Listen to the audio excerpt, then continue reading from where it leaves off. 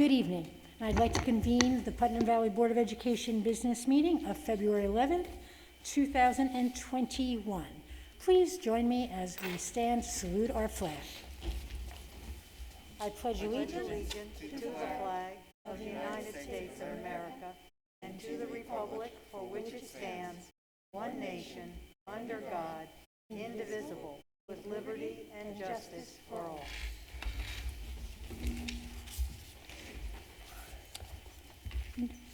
Notice is hereby given that the Board of Education of the Putnam Valley Central School District to hold a public hearing on the 11th day of February 2021 at 7 p.m.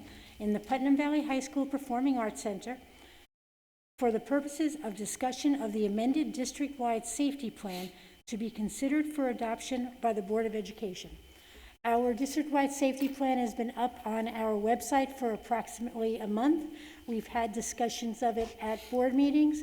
We will be voting on it as a board at our next board meeting, which I believe is March 3rd. So it will remain on the website for an additional 3 weeks. The public at this time is welcome to give any input or any discussion on the safety plan that they would like. And they can also direct any inquiries to Dr. Jeremy Luft or Mr. David Spittle at the district office.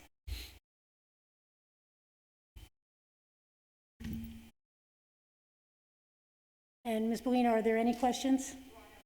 Okay. So now I would like to resolve to approve the minutes of the business meeting of January 21st, 2021, and the special business meeting of February 4th, 2021. Second. Questions or comments? All in favor? Aye. And now my favorite, Pride in Putnam Valley, Dr. Luft.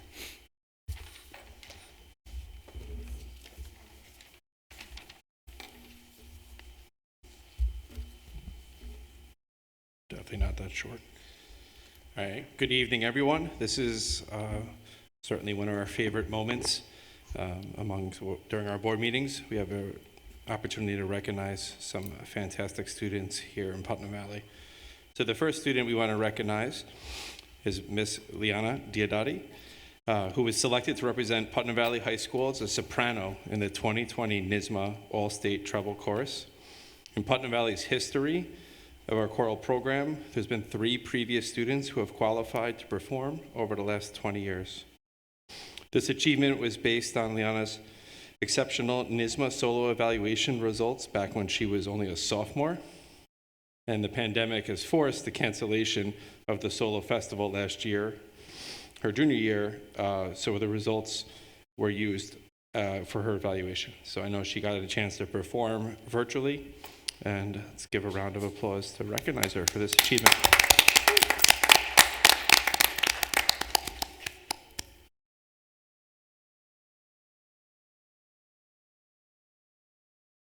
Sorry to embarrass you a little bit. You guys stand here. So, we have a special guest speaker who's going to join us virtually. You'll never guess who it is.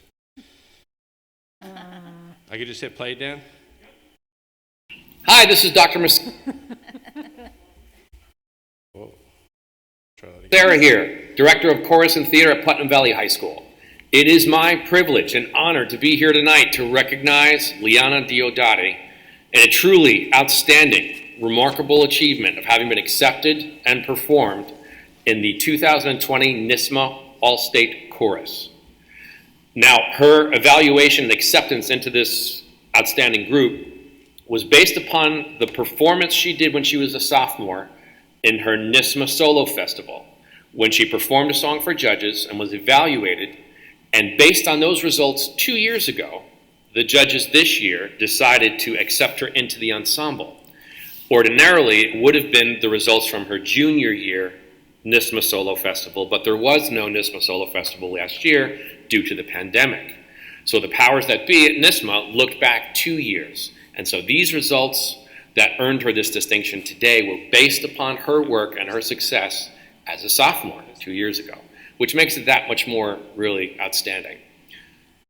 from my experiences in working with Liana, I'm so happy that it worked out, and I'm not surprised. Liana is an outstanding musician, in addition to being a fabulous vocalist, a very flexible tone, and really exhibits such a ease at how she performs. It's so wonderful to listen. She's also an outstanding composer, and you will be able to hear something that she has composed, which is being performed during the upcoming Voices from Within the Pandemic virtual showcase. I don't want to say too much about it now, but that's a little bit of a hint. Something she composed and performed is being converted into a dance, and it's going to be choreographed and performed, and you'll be able to see that. But I don't want to get too far off the course here. I do want to say congratulations to Liana. It is a distinction that only 4 other vocal students have gotten here in Putnam Valley High School's history. It means an awful lot to us, and we're very proud of her. Thanks so much, and congrats again, Liana.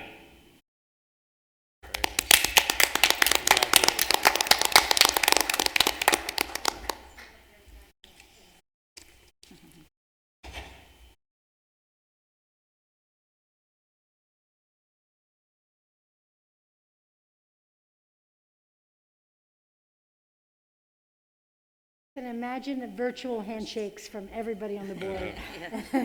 Congratulations. My instinct to stick my hand out to shake hands is... I know, it's not easy. Don't you think we should make her sing so we can make sure that she... I have to be honest, I thought Dr. Massera was setting her up to say, when he was going to say, you got to hear a little piece. I thought he was going to put you on the spot, but I would never do that to you. He may, but I won't. All right. So we have 2 more students here this evening that are going to be recognized for their work around the Regeneron talent search. So just read a little piece. Both of these students, Aaliyah Steele and Emma Silverman, are semifinalists in the Science Talent Search. Out of over 1,700 projects submitted this year, they were in the top 300 across the country. This is one of the oldest science research competitions in the United States, and they will each receive a $2,000 scholarship and also a $2,000 grant for our science research program. So I know everyone here in Putnam Valley is very proud of our science research program and proud of our students. It's one of my favorite places to escape the office and go, to just be able to hear a little bit about what work they're working on, or what their projects are, and just being overwhelmed with the amount of work that goes into these projects. So without further ado, Emma and Aaliyah Steele, come on up.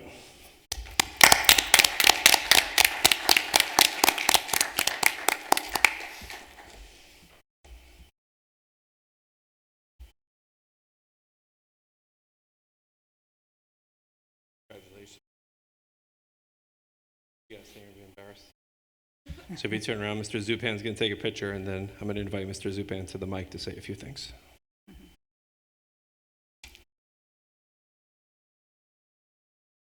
Thank you.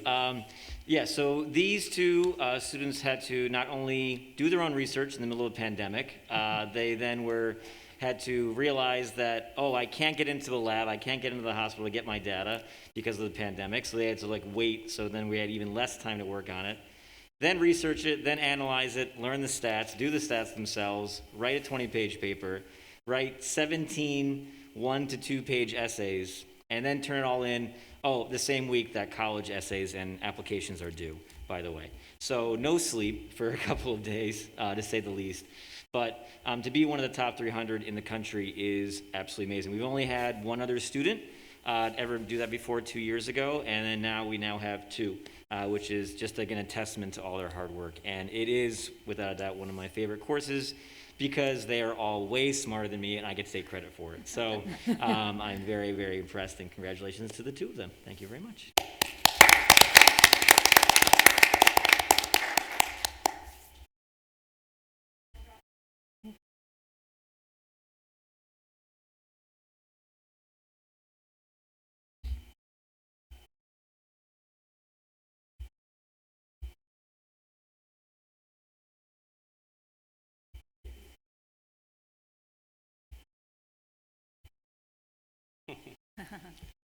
Thank you all very much. Congratulations.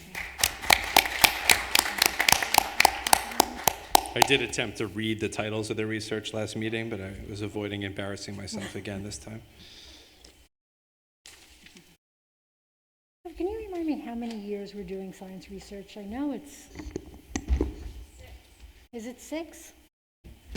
Unbelievable, the results in just 6 short years. There is no learning curve, growth curve. Mr. Ben, you've created such a great space for your students, but they really don't need it because they're going to find the space any way they want, and we're so, so proud of them.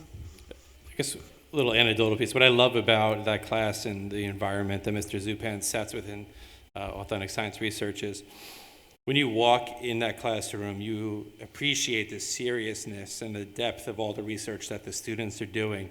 And despite this sort of overwhelming pressure, that room is like clubhouse. I mean, there's laughter and caring, and kids are just hanging out, working on other work. And it's for the immense amount of pressure that these students are under to complete these papers and these projects. It's such a welcoming and friendly place. And I truly give Mr. Zupan credit for creating that environment for these students to be successful. And I think that speaks a lot to the success of the program. So thank you.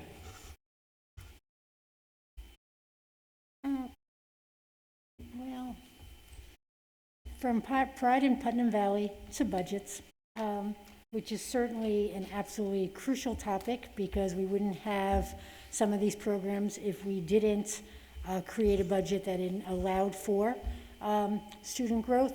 I do the next couple of board meetings. We'll be hearing from all of our schools and our various departments. We did hear from athletics and special education last week.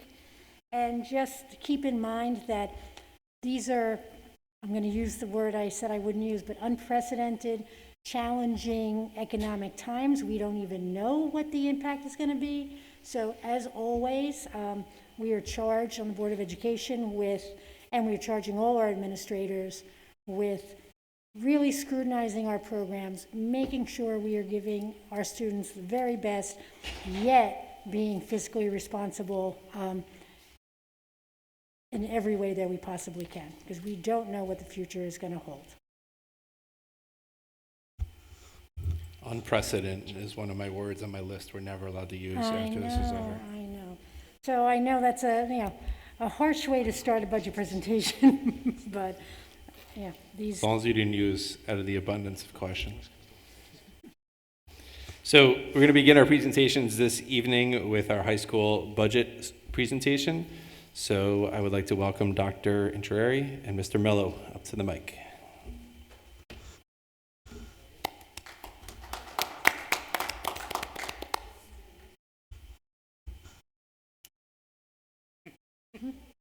I thought you guys were going to sing a duet at first. I got you, babe.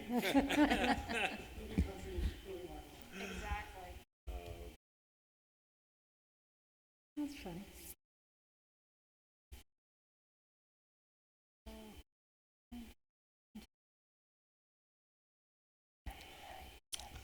Good evening, everyone. I'm very proud to be here tonight with Mr. Mello to talk about Putnam Valley High School and IB World School and our budget for 2021-2022. And really what I want to do tonight is tell a story about the high school and where we are today. And since it's our 20th anniversary this year, I was reflecting back and thinking about why was this high school formed? And I was thinking about how passionate people were about getting this high school bond passed. And really, everybody had a mission so that students who lived in Putnam Valley, when they went to Panis, like our superintendent and assistant principal, didn't get overlooked in high school. And they came here because they wanted the children of Putnam Valley to be cared for. And I really think that we're meeting that mission now. We're meeting that goal in a special way. And I use our graduation rate from last year as one example of how the formation of this high school is helping kids in Putnam Valley. If we look at our overall graduation rate, we can see that, let me just stop for a minute. This is not the right presentation.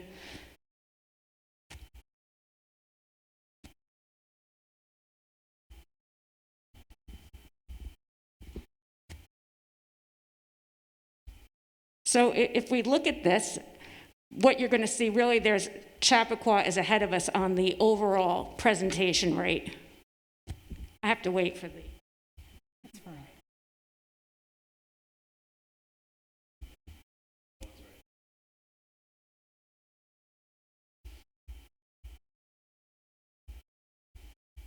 So what we can see here in our overall graduation rate is that Putnam Valley is number 2 above all those schools listed. And most importantly, in the subgroup of the Hispanic subgroup, we're number 1. But what this means, it's more than a number. It means the number of students who have been cared for and nurtured to get this goal has been unbelievable. If you knew the individual plans that students have with guidance counselors. I'm thinking today of a special student who's in very difficult circumstances, and our staff has gone out of their way, including Mrs. Doherty, to help this child in their circumstance, and they wanted to do a special Zoom with me today so that they could thank me for everything the school has done for them. I also think back to an E&L student from 3 years ago, and between the Twilight teachers and the guidance counselors and the E&L teacher and everything everybody did for this child, when they graduated, they came back and they brought a rose for every teacher because they were so grateful, because they knew the school they had come from previously, they were not getting that care and attention and support that they receive in Putnam Valley. So we really, as a staff, I'm so proud to say that we really make connections with students.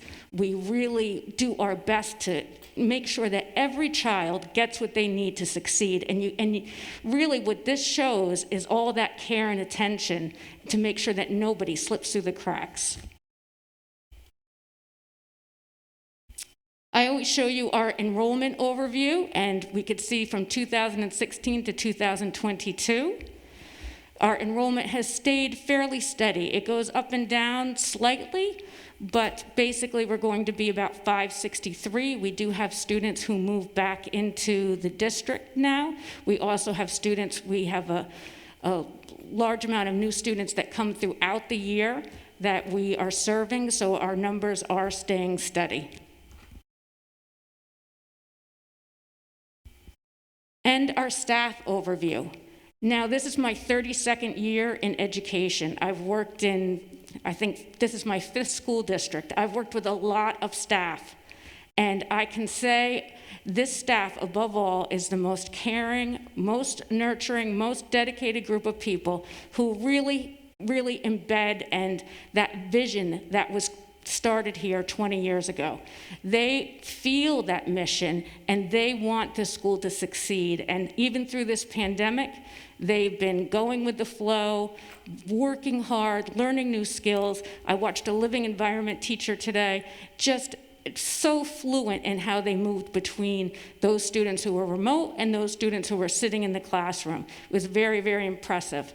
So I'm proud to say that we have an excellent staff, and we have basically stayed steady. We've reduced a few teachers in science and in special ed, but overall we are the same.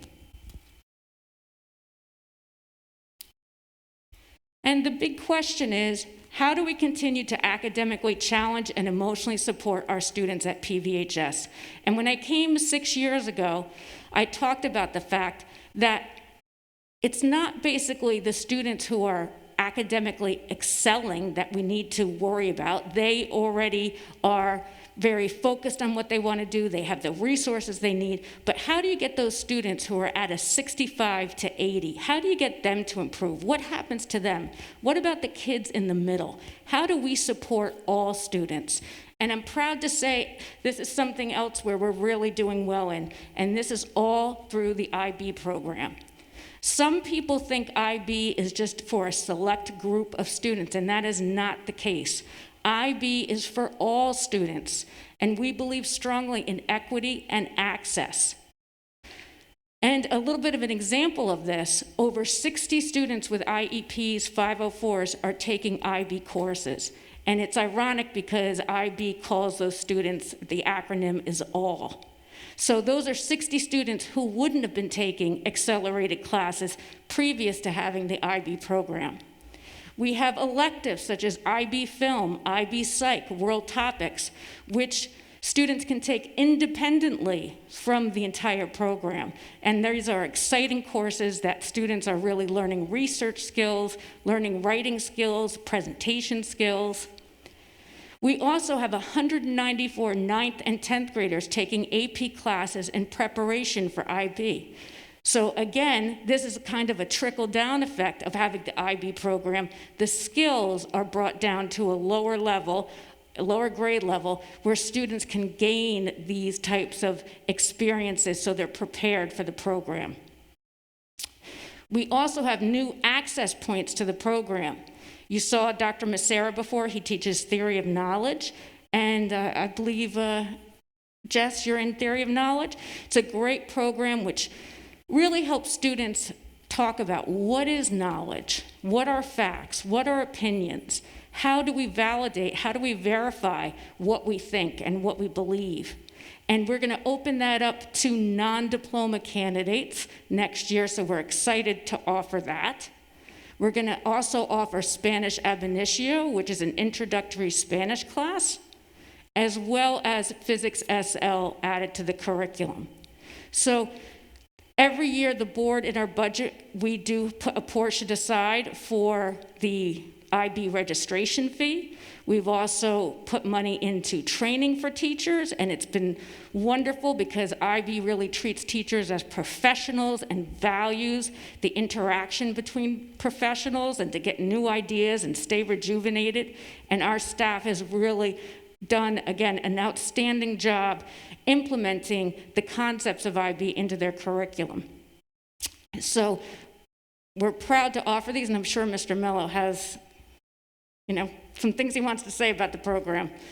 Yeah, I could probably go on all night talking about the IB program because of how excited I am about everything that it has done and offered to our school. I'll just take you a little journey back to about like 6 years ago, before we had the IB program. We had a staff that was hardworking, good, but there was no common goal. You had a lot of departments doing their thing, and everybody was doing a good job, but there was nothing that really brought us all together as a staff. And when teachers went to Dr. Intrury and said, can we look into the IB program? We looked into this 20 years ago when the high school got going, and then we kind of lost sight of it. Dr. Intrury's initial reaction was like, because she knew how much work goes into bringing an IB program into a school. But she was like, okay, teachers came to me, you want this, let's do it. And so at that point, we started to, send teachers out to investigate the program, learn about it, and then send teachers out for training.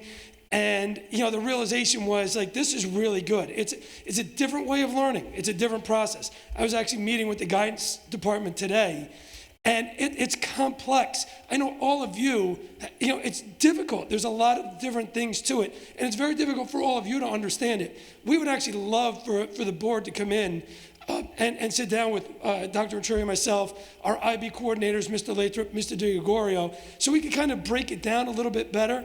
I mean, this might not be the best environment to learn about the IB program. We can give you snippets, but we'd love for you to come in and learn more about it.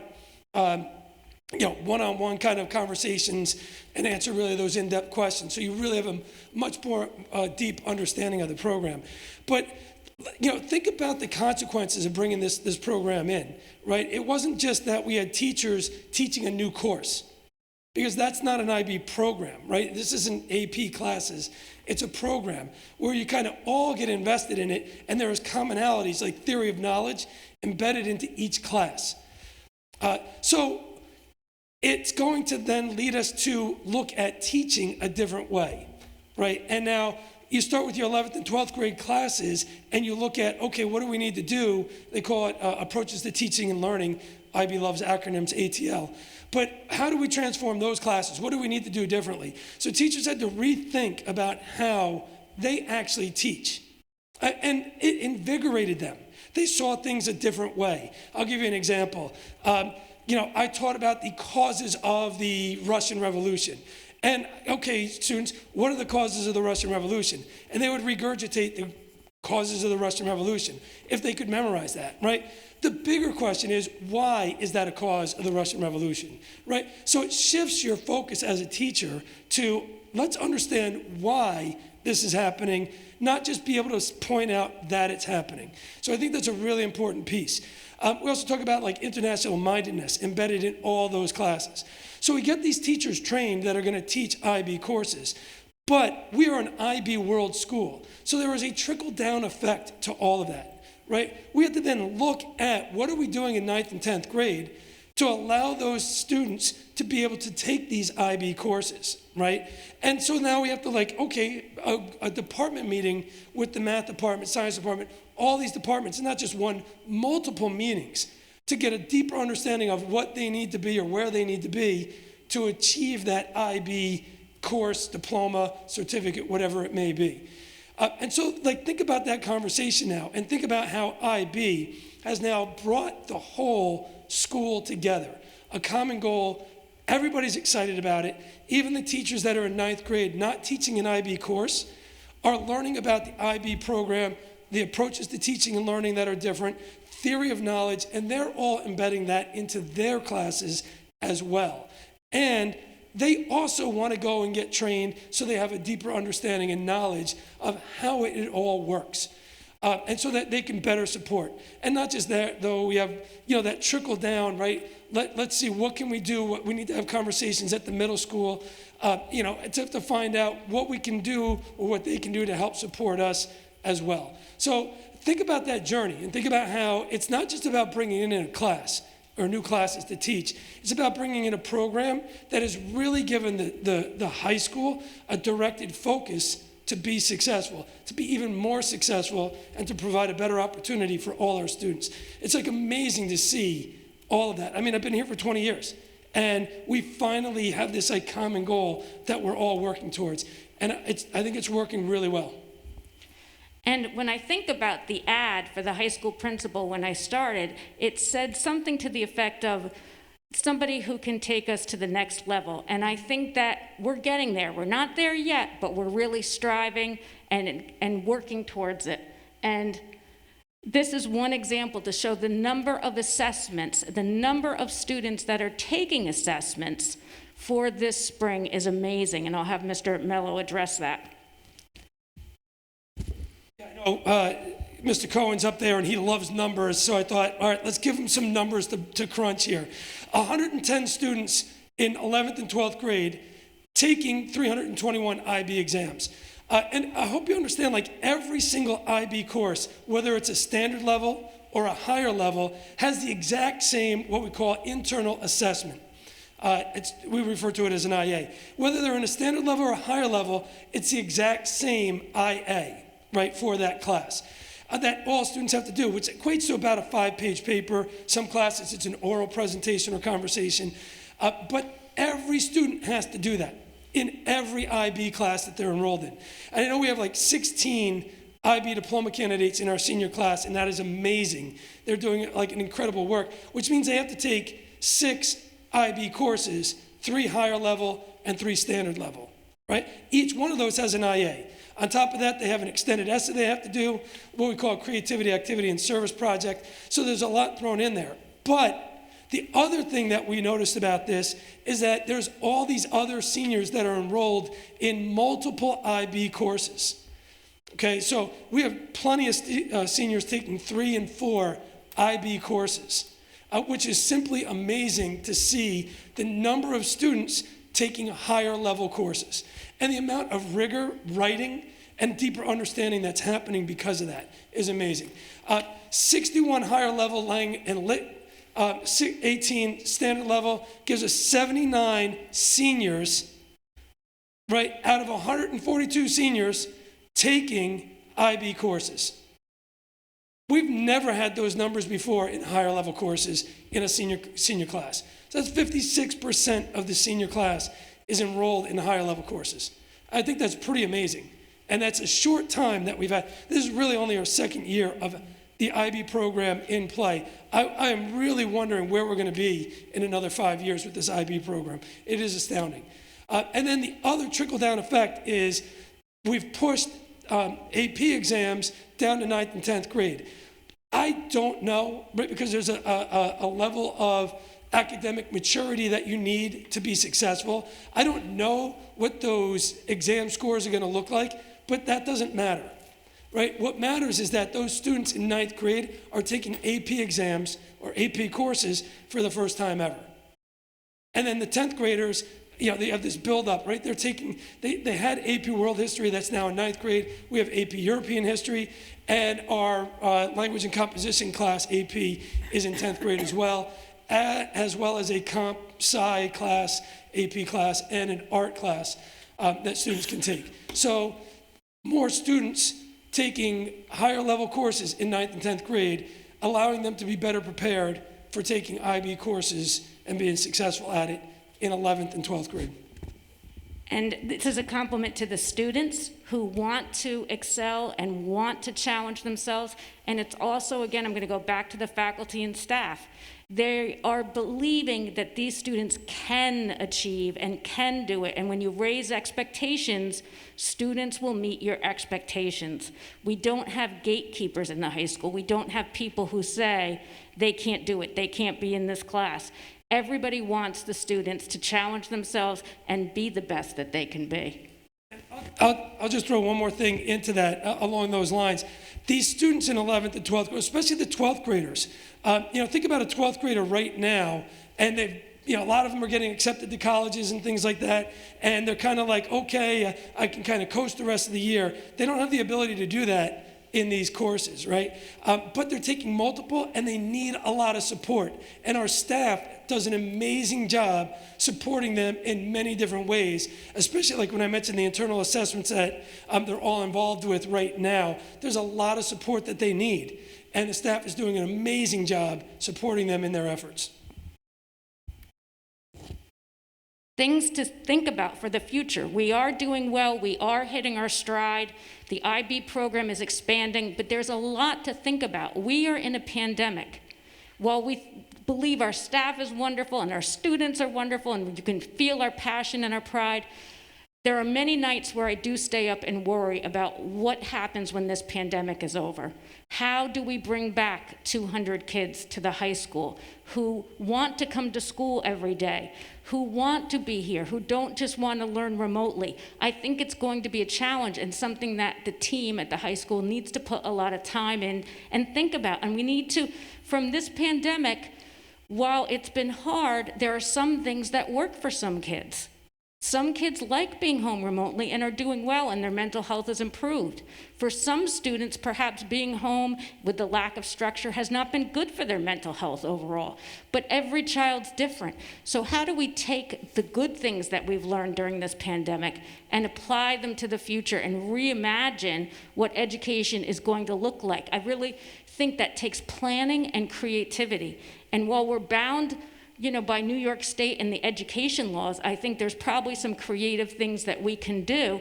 I think our block schedule already helps that situation where students aren't taking every class every day. But certainly we're going to want to put some time and energy into really thinking about what do students need when they return. What about the child who hasn't been in school since March of 2020? And they're going to come back in September of 21? Well, they're going to need a transition in between. We have to plan for that. And I'm calling it our summer springboard. And I'm going to put a team together, and we're going to really, I don't know what it'll look like, whether it'll be a week or a couple of days, or how teachers will be involved. Like, we haven't gotten any of the details down yet, but I do know that it's going to be very important, because I don't just think it's going to be a quick return to the normal thing we remember before the pandemic. As always, we do want to keep up replacing our classroom furniture so that when this is over, we can go back to the creative seating. We also want to look at perhaps having a testing center. Right now, we have some of our tests happening in the library, and it's not always the best place for that to happen. We also want to look at possibly providing an academic workshop. If all these students are taking AP and IB classes, what support outside of the classroom are we providing them? Do they need help with their internal assessments? Do they need help with the essays? Do they need help with the higher level math? So we're looking at how we can incorporate an academic workshop where students have a place to ask for help.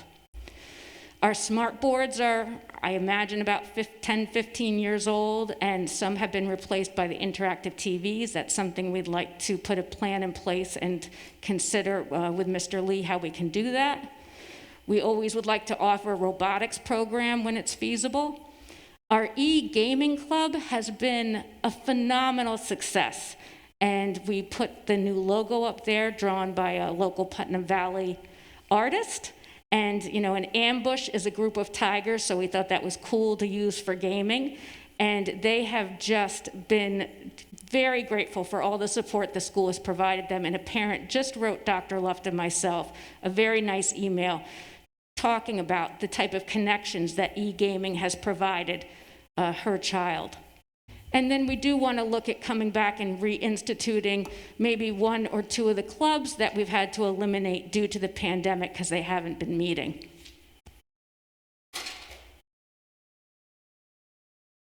Also in this tonight, I wanted to talk a little bit about the scheduling process, because the scheduling process is really the foundation of the high school.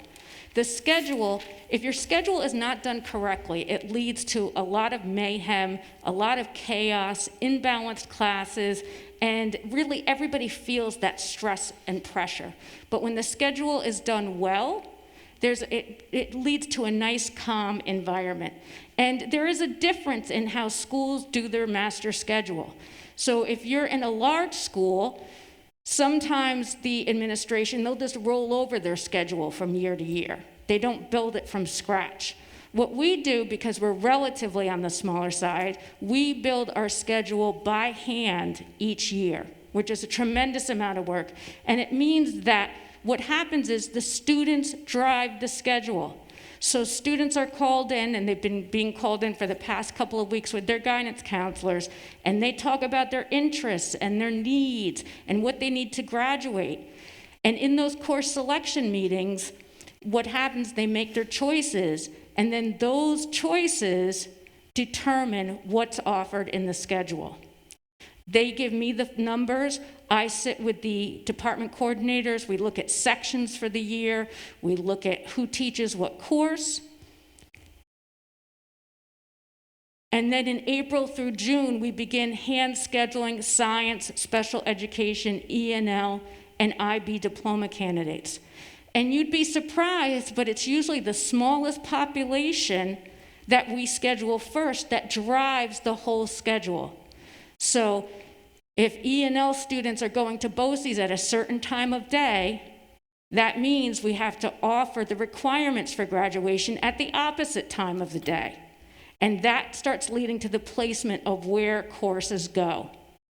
Once we do that by hand, everything is input into PowerSchool, and then we run the schedule to see if there's any conflicts. We see where the imbalances are. We look if we need to eliminate any courses due to enrollment.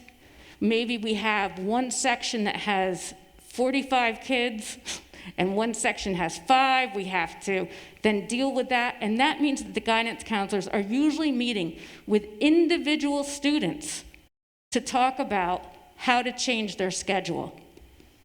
And then they make their changes for the conflicts, like if we decide to drop a class because it still only has 10 to 12 kids, they have to call those kids in to choose something else. And then in June, the faculty is notified, and they help us further by saying, well, this class I can look at, and maybe the behaviors aren't a good match. Is there any way we can move this around a little bit? So there's a lot of care and concern that goes into building the master schedule. I really compliment the guidance counselors for their work. And I just wanted to review that with all of you, because that's where we're in the midst of now. And it was really hard during the spring pandemic to build last year's schedule, but they did a great job, and we're working on it again now. And we had exciting news today. So the proud result of everybody's hard work and the students' hard work, we have our valedictorian and salutatorian. Our valedictorian is Aaliyah Steele, and our salutatorian is Abby Lauder. And Aaliyah is going to Harvard next year. She's committed. We're so proud. Our first Harvard student. And Abby is waiting to hear from Brown and Amherst. So we're so proud of them. They're wonderful young women who have a lot of drive, initiative, and they're very well-rounded. Any questions?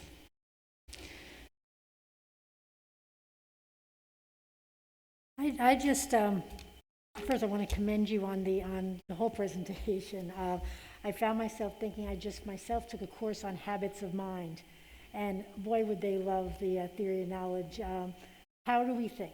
You know, not just thinking, but how do we think? And that's sometimes what separates those high-achieving students from the students that are just getting by, knowing what went into their thinking. So I think that's great for every student in our building, certainly not just, you know, the higher achievers. So thank you for that. You mentioned, Dr. Venturi, that I know how much work goes into building a schedule and that you tweak it if the numbers are, do we have sort of a, I don't know how to put it, a floor or a ceiling, a number that we don't run a class if there's 3 students in it or 4 students? Is there a number that we operate?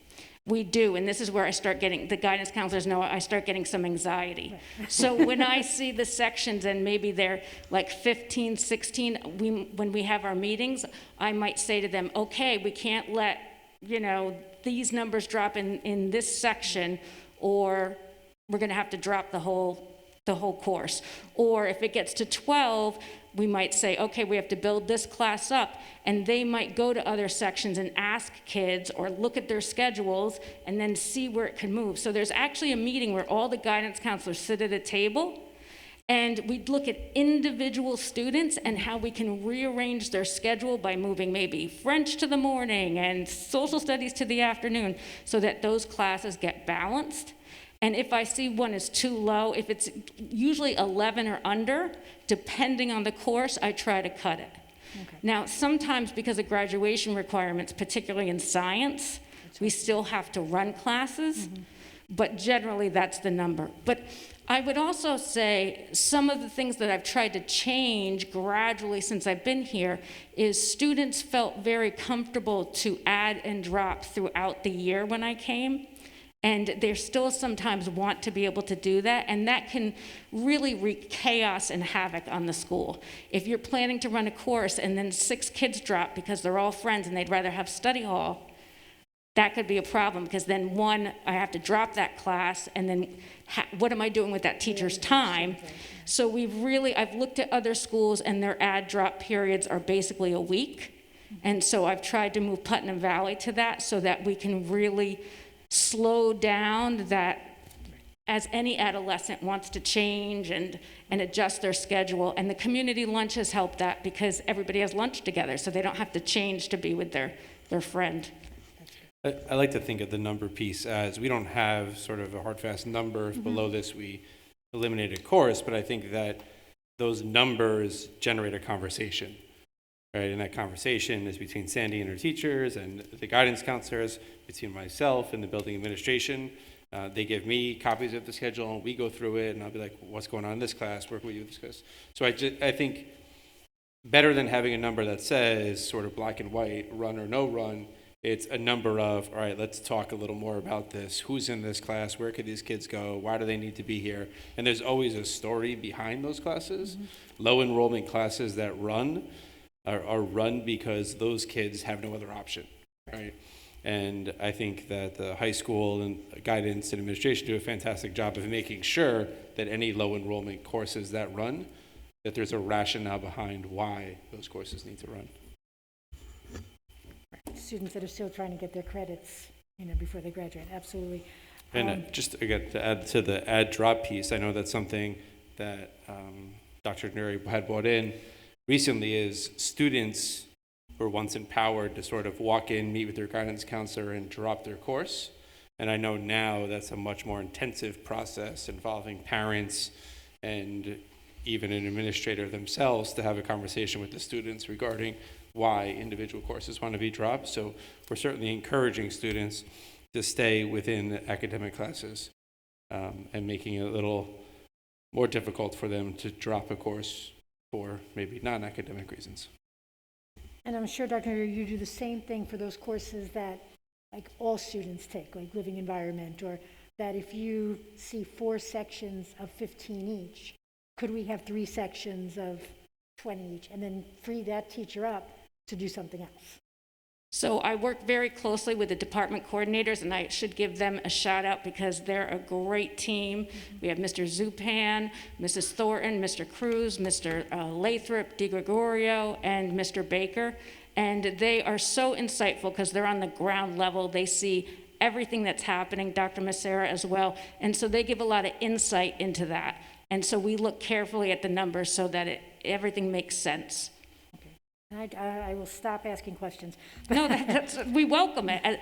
And, please, I'm grateful for the fact that you let Mr. Bello and I talk tonight, because it's obvious how proud we are and how much we love working at the high school, so. And it definitely shows. We also know that partnership between teacher and student is essential, and partnership between teacher and parent and student and all those. Does the IB, and I know we're in the broken world of COVID, but is there mechanisms for parent involvement, both IB and non-IB? Have we looked at different ways? I also noticed from when I first sat on the board, although our numbers are still not huge, our ENL population has tripled in the 12 years that I've been on the board. Again, started with a small number, but it's still tripled. So do those parents feel welcome? And what are we doing to make sure we have a welcoming parent partnership approach? That's a great question, and one I also think about a lot, because before the pandemic, everybody's very busy. It's difficult to get parents to turn out to different events. And since the pandemic, one of the parents had said it's difficult at the high school level because your kids stop talking to you. They don't tell you everything that's happening like they do in the elementary school.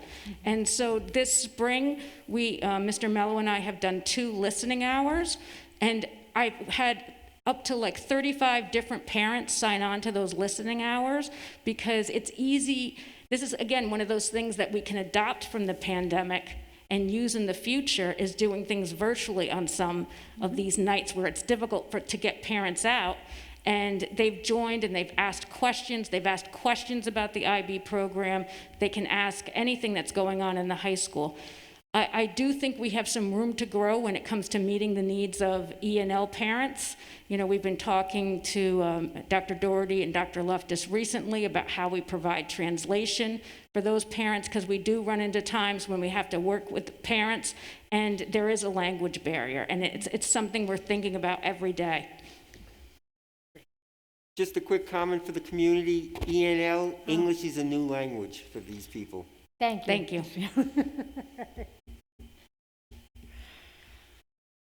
One question. For the 11th and 12th grade, what percentage of the class would you say are IB versus non-IB classes? I think, Mr. Mello, did you give that figure? 56% are in IB courses? Do you mean the type of course? Courses offered. Courses offered. That's a great question. I'd have to look at that. I know we offer probably about 13 IB courses that seniors can take. That's a great question. I don't know if I necessarily have an answer in percentage of classes. I'd have to look at it. I guess to address that, because we don't look at IB classes, because we look at ourselves as an IB school. And in an IB school, you're always looking to foster those IB attributes, that IB learner profile of creating kids who are risk takers and thinkers and caring and balanced. So even if it's a class that's not officially designated as IB, they're still fostering those skills that we want to see in a graduating senior. I know one metric I looked at, and I apologize, I'm not bringing the numbers with me, but I think it speaks to this conversation, is looking at high school seniors enrolled in electives their senior year.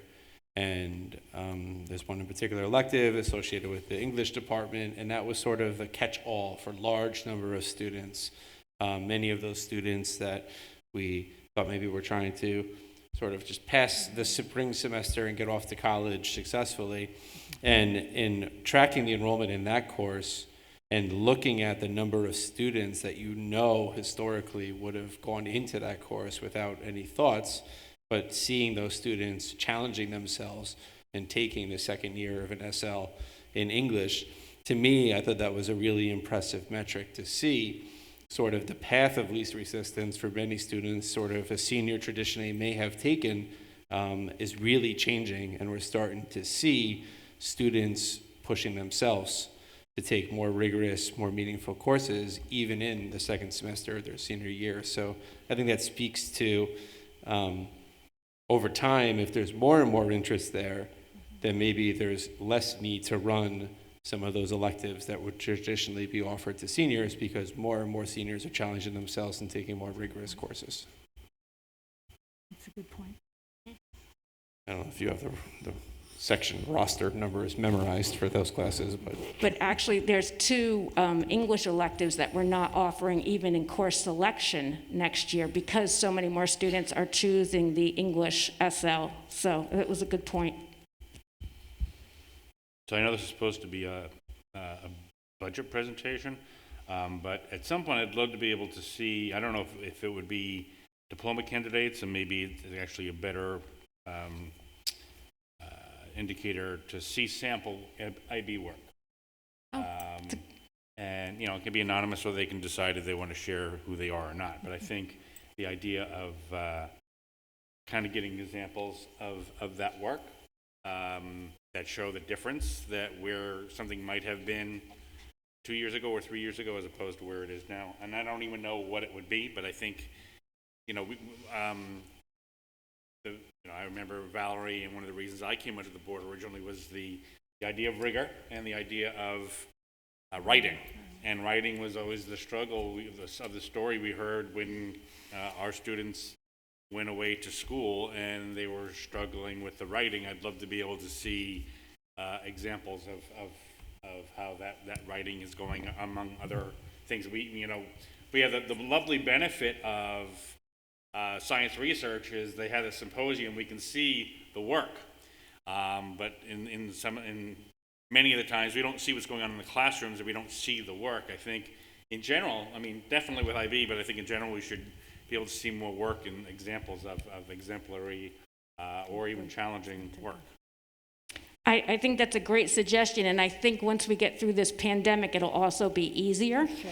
One thing that we can definitely show is maybe we can record some students doing their internal assessments, and in their internal assessments, for example, in English, they're given a question that they have to prepare for about 10 or 15 minutes.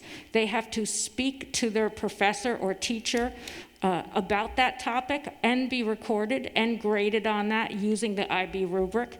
And those IAs and that type of presentation also happen in the foreign languages.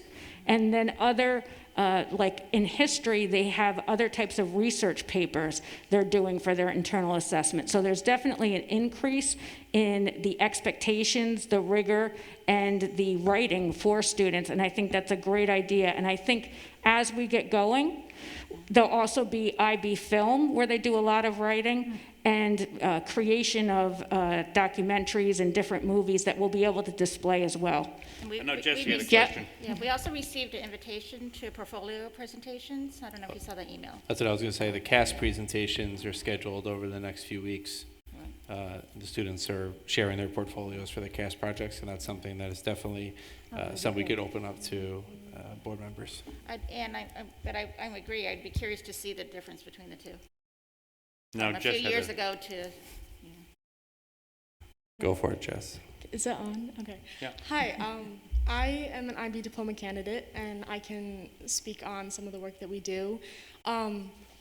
Just the IAs, the internal assessments, essentially in every single class they are papers, and they're a little bit longer than the standard essay, and they require quite a bit of research. I wouldn't say like a hefty amount, but you have to spend at least a period or two on it. And we're allotted class time, but a lot of the working is on your own time, and it does force kids to learn how to manage their own time. And I do know I've spoken to kids who have graduated and currently in college, and I've shown them my IB work, and they say that it's either on par with their college work or harder. So I do agree. I do think that the IB course load is appropriate and will prepare us for college. I just like the extended essays. They're much bigger and much more. You have to manage your own time for that. Mine was 16 pages, which compared to the science research is nothing. But for me, that was a lot. And that was a lot. And in my college, while I was researching colleges and their courses, they would have 1 week of an IA worth paper, and then the next week was an EE paper, to just comparison.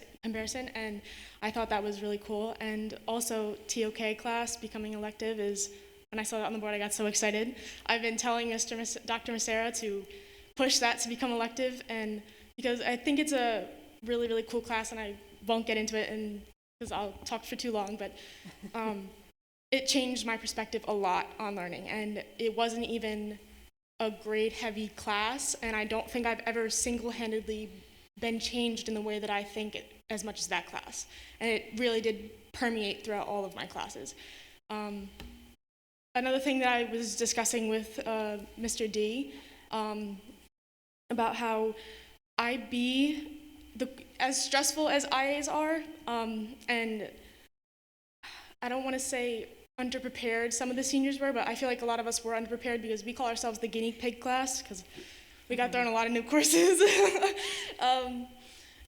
We're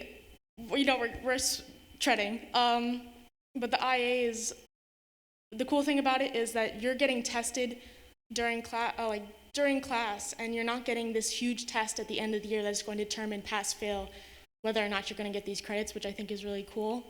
And so yeah, I guess while you're doing the work, you're like, oh, this is terrible, and then you're looking back on it, and you're like, oh, well, at least my entire grade isn't resting on this one test, and if I show up sick or I'm in the bad mindset, I'm screwed. So, yeah. Great.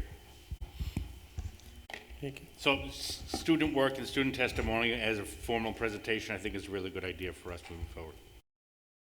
You're on every meeting now, Jess.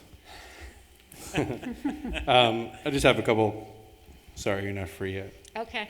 Of course, I have to compliment Jessica. I mean, you hear Mr. Mello's enthusiasm, my enthusiasm, but to hear it from a student just warms your heart. So I have one comment and then one question. So my comment is just, I love listening to high school administrators and teachers talk about IB. And as a former high school teacher and someone who's spent significant time in high schools across multiple districts, that level of passion you hear people talk about a program is not often seen. And I think it just speaks to the level of administrative support and board support that had to first be in place to even venture down this road. The buy-in that teachers had to put into this program in order to make it happen. Students' interest in pushing themselves to take more rigorous course, and community acceptance. If any one of those pieces falls short, we don't have the IB program that we have today. We don't have the passion and commitment of our teachers that we have today. We don't have the excitement of our students in our community that we have today. And I was able to join on to Zoom, because of course we can't meet in person, for interested students in 10th grade looking to pursue the possibility of an IB diploma. And there was 30, 40 students on that meeting with their parents asking questions and learning more. Now, do I suspect all 40 of them will continue to be IB diploma candidates? No, but just the level of interest that's there.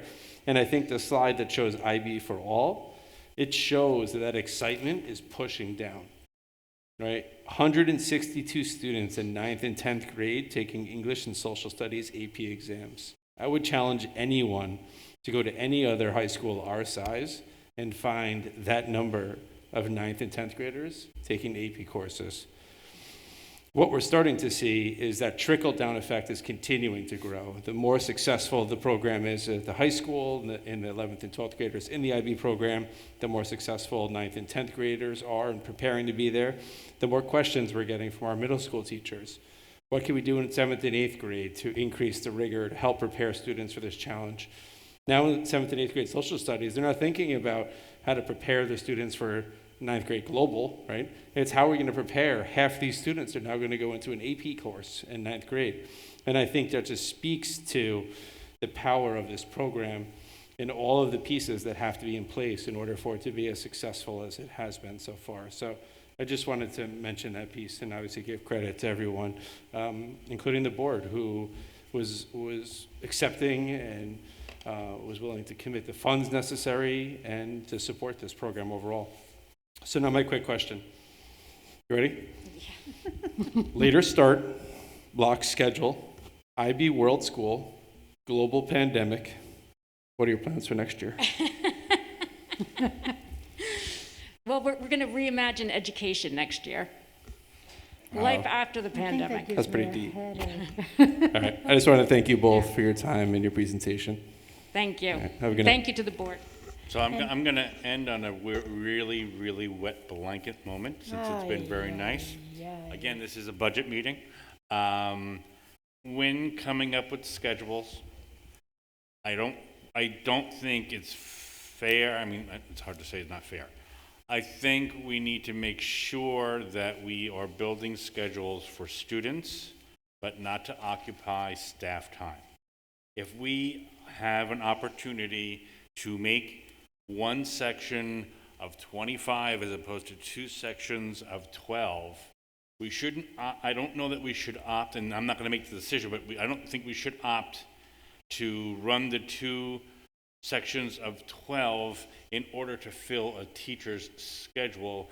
If we can't fill them with other projects and they need to become a .8, I know that's super unpopular, then so be it. I mean, we are entering really, really tough financial times for the next 4 to 5 years, I think.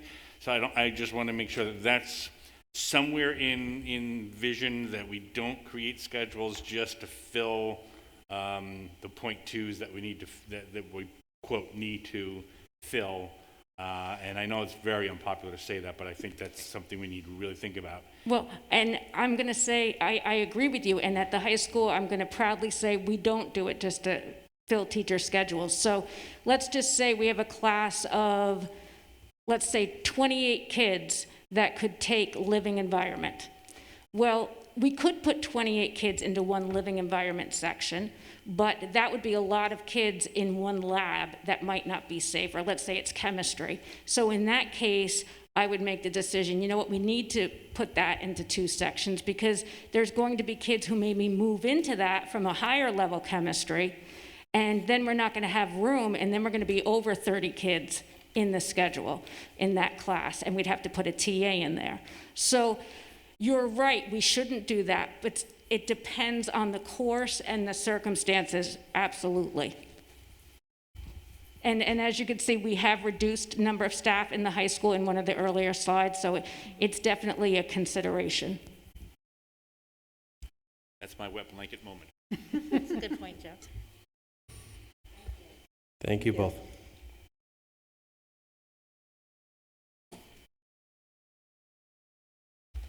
All right. So now I have to introduce myself to the mic. Please introduce yourself.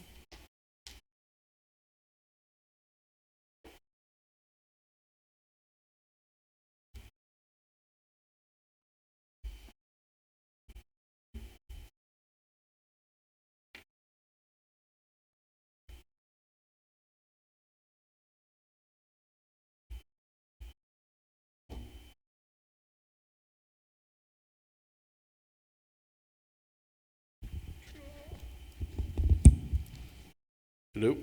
Okay. All right, good evening again. A couple meetings ago, the question was raised by the board regarding what the possibility would be to keep the existing fourth grade, the current fourth grade, in the elementary school for an extra year. with really the understanding that the driving force behind that consideration was the academic programming those students would be able to receive well in the elementary school for an extra year. So last meeting I provided a quick overview. I just added a couple of slides to that presentation. So I'll quickly go through the first slides that we discussed already. If there's any questions, I'll certainly pause. But I wanted to get to some of the questions that were outstanding last time we met. So as I mentioned quickly, our instructional program is certainly the driving force behind it. The positives would be increased time in classroom with their teacher, but obviously some associated challenges regarding special schedules and the impact on the elementary school. Facilities-wise, we've done a class utilization. Dr. Podesta and Mr. Chicory have gone through the building and identified spaces. Maybe one positive to come out of COVID was to sort of reimagine our classroom spaces in a new way, and we were able to realize spaces we needed to bring back all of our elementary school students this year, and those spaces would then be available to take a new class. It would be tight, but we know that we would be able to fit them. Staffing-wise, some of the positives is elementary school staffing would be able to assume many of those responsibilities that would be necessary for the 5th grade. Middle school staffing would then have flexibility to do other things. And then obviously there would be increased possibility of shared staff between buildings.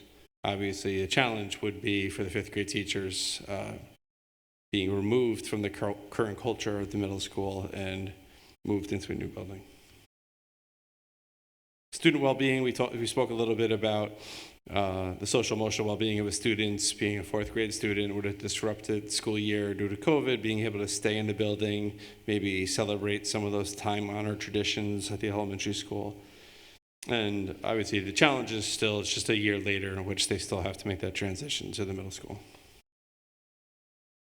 Extracurricular activities, students would certainly have less choice in terms of after-school clubs, which run at the middle school, not the same run at the elementary school, but they would have an opportunity to do some of those end-of-year or milestone events.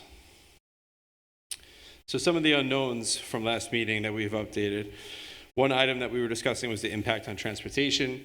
So I've been working with Mr. Koenig and Mr. Spittle, and we believe that the current elementary school buses would be able to accommodate the extra grade level, so we wouldn't be looking at adding additional buses. The caveat is that we can put all the students on the bus and not 22 students on a bus like this year. Special education needs, I've been working with Dr. Doherty to discuss staffing and space needs of the special education program in the elementary school and what impact the addition of 5th grade would have. And we think we were able to resolve any issues with that. English is a new language. As we mentioned before, our student population that falls in this category continues to grow. We think we can handle, or we're optimistic we can handle with the existing staff, and we've had a few staff members complete their bilingual certification. They would be able to help with those students. But the possibility of shared staff remains, and the big unknown there on the E&L side is kindergarten. So we do not know the number of incoming kindergartners that may need that E&L support, and that's something we won't know until after registration, which starts next week. Related service requirements. We had a meeting with the related service providers. They discussed the potential impact additional students could have on building level services. So those building level services are provided to students who may not have a classification in a certain area, but would still benefit from some small group interventions. And again, it may require the addition of some shared staff, some middle school staff coming down to elementary school to help support. Room utilization, as I said before, we can handle it as is, but there are still some unknowns. Unknown variables related to COVID. So if health and safety protocols prohibit us from reopening fully, there would not be room for the 5th grade. So I would not make the recommendation to move the 5th grade back to elementary school if we believed at that time that we would be opening the school year with some sort of restrictions on social distancing. And kindergarten registration. If we all of a sudden get a balloon kindergarten class where we need 6 sections this year, that's 6 sections of first grade next year, 6 sections of second grade the following year. We don't know what's coming in behind them, and I would hate to make the move for 1 year only to have to undo the move the following year. So those are 2 variables that we're continuing to monitor that could have a profound impact on the decision. So we've been doing a lot of work around collaboration. We've met with the entire 5th grade team twice. It was certainly deserving to give them the opportunity to voice questions and concerns, for us to share how we got to where we are. Obviously, when we talk about these things at board meetings, there's a sense of this decision has been made.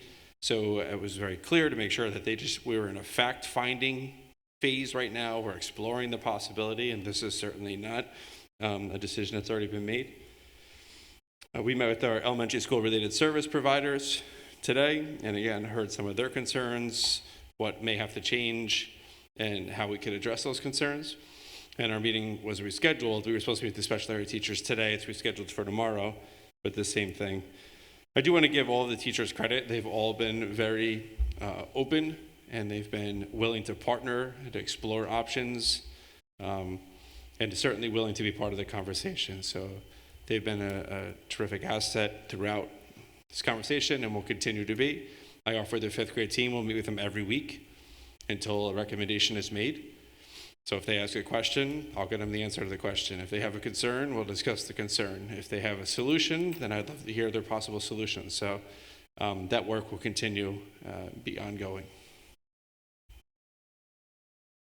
And that brings us to our current state. Questions?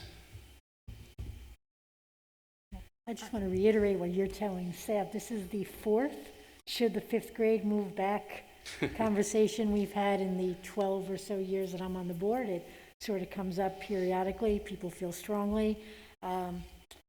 So, yeah, and those other 3 times, obviously they did not, so it was not a done deal in any way. And you did say something that I had actually written down was going to be a question. This year, I'm looking at it a little differently because of the COVID experience, because our 4th grade had the kind of school year that they had. It would seem a natural time to do this when they just stayed and almost had their full-time last year in the elementary school. But if we did that and there were kinks and problems, would you not recommend going back? Like it's an all or nothing, or does COVID allow us a little wiggle room? I mean, I think we would always need that flexibility. Mm-hmm. I would want there to be some certainty that Sure. the move is being made for a longer period of time. If some unknown variable comes in, we end up with 7 sections of kindergarten the following year, there could always be something that derails it. The timing piece is an interesting conversation, and I spoke a lot with the 5th grade teachers about it today. The timing of this is both why and why we should not do it this year. From an academic standpoint and disruption, and these students really never having the opportunity to be sort of the senior class of the elementary school and to have these traditions and these experiences and events are all reasons why it should be done.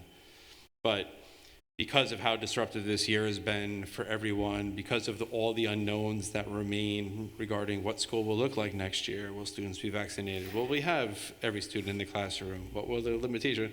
All of those unknown questions also associated with the timing, reasons not to do it. So I think the timing piece is an interesting conversation because it's certainly positives and negatives to it. I mean, I would agree with you, Dr. Luff, that if there's even a hint that we're still in a hybrid, not everybody in school, one of the points of pride that I have as a district is that we were able to bring so many of our elementary school students in at those vulnerable ages when there is less ability to be independent at home. And I wouldn't want to not do that because we decided to put more kids in there. So I think we have to be, and there are no assurances, and we may not know till August, and that would be crazy, but we have to just keep an eye on what's happening. Right, and for all of the research we've done this year, exploring the feasibility of this doesn't go away if we decide it's still a good idea, it's just not the right time. Once all the work is done, then we could easily transition back to it when we decide the timing is right. I do want to emphasize, I think our next step in this process, and we've had informal conversations with parents, but I think we're going to make a concerted effort to get sort of more active feedback from current fourth grade parents regarding their thoughts. So likely a survey or something we'll look to put together and send out to the parents. I thought it was right to have an opportunity to speak with all the teachers and the related service providers and the special ed teachers first. So that'll all be done tomorrow. So I think next week over vacation and the following week, we'll start to reach out to parents and really get some more feedback from them. So from an academics point of view, and I'm thinking more long-term, and it ties right into the presentation we just went through. With the additional 180 hours of instruction or additional month of school that elementary school students would get by the change, and then the freeing up, I shouldn't say freeing up, but the more available space to be a little bit more creative in the middle school with the program that they deliver, that I shouldn't say in the long term, but even in the midterm, doesn't that then set us up in a really good position to push IB into the middle school by having that additional foundation in our 5th grade, and then the flexibility in 6th through 8th grade, and the way that now the high school staff and that plan needs to kind of filter down to how 7th and 8th grade students are being taught certain things.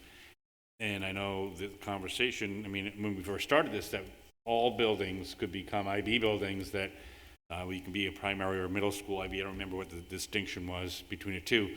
But does that in my mind, it kind of sets us up or teases up to be able to do that in a I guess a more quick way than we would otherwise. It's just kind of my sense. I think from a space and flexibility standpoint, it may make that more feasible. There's certainly a level of interest there. I think I feel strongly of too much, too fast, before sort of all those check boxes that we had to check at the high school. Before we know we can check all those check boxes, it may result in more pushback. You know what I mean? It may result in guaranteeing its failure as opposed to taking time and letting that interest continue to grow. Well, I'm not thinking a year or 2 years. I'm thinking 3 to 5 years. I think that's something that seems to be a pretty attainable goal if we're putting everything in place that we need to. Again, if we have 3 to 5 years of 5th graders getting an additional month of school that they wouldn't get if they were in the middle school, that's more content that they can learn, more ways to learn the content in an earlier age. I just think that kind of sets us up in a good way. Or could. Yes. You answered my question about parents, so I'm glad you're going to survey them. I know kindergarten registration begins next week. When do you expect to have a number of? I think the way we typically do it is we base it on historical numbers. Kindergarten registration, although it's scheduled for next week, continues like through September. But I think what we do is we typically compare at this point last year, where were we at this point the year before, where were we, where did we end, and assuming the students who come in afterwards continue at an equal pace. I personally was not concerned, but I was curious to see if we were going to see a huge influx of kindergartners, what a 5th grade teacher called today as red-shirting her kindergartner, which I really liked. So with COVID, if you have a chance to hold a kid back, why not do it this year? Give him or her chance to start kindergarten fresh post-COVID. Hopefully next year we're there. So I was really interested to see if we saw that huge influx. The numbers that we have received so far, albeit small, do not show, like we don't have overwhelming numbers. It coincidentally coincides with a year in which our enrollment projections show a really low birth rate. So there wasn't typically the same size pool of students who would be coming in under normal circumstances. So maybe we really are seeing a huge influx, but it's making up for what would have otherwise been a really small class. But certainly along the way, we'll continue to provide updates and sense of where we are versus where we were previous years and how we think that'll all work out. With the housing boom that's been going on over the last few months in Putnam Valley, have you seen, and has there been an increase in elementary school? I know across the Not district, nodding. right. Across the district, I know we've seen an increase in the number of students who come in. That's typically a wash each year. If we get 20 students in, we typically lose 18 to 20 students who moved out. I do know we've seen a greater number of students come in from the beginning of the year. I think most of that is just based upon the academic program in which we opened the instruction our teachers were able to provide students across grade levels. So I think that buzz got around, and anyone who was looking for a house quickly started looking at Putnam Valley. I think that's been building over years with things like IB and other programs that we brought in. But it hasn't been an overwhelming number. Even if you're plus 20 students, as opposed to being plus 2 in other years, those 20 students spread across 13 grade levels doesn't necessarily create any tipping points anywhere. I would never not want every student that could be in the elementary school to be in the elementary school, because I think the elementary school is amazing. I think they do an incredible job. Dr. Podesta and Mr. Chicory have done an amazing job. I'm glad that there's been so many collaboration meetings. But to piggyback kind of on what Joe said and what I said the last time we discussed this, I want to see collaborative meetings with the 6th, 7th, and 8th grade teachers as to, okay,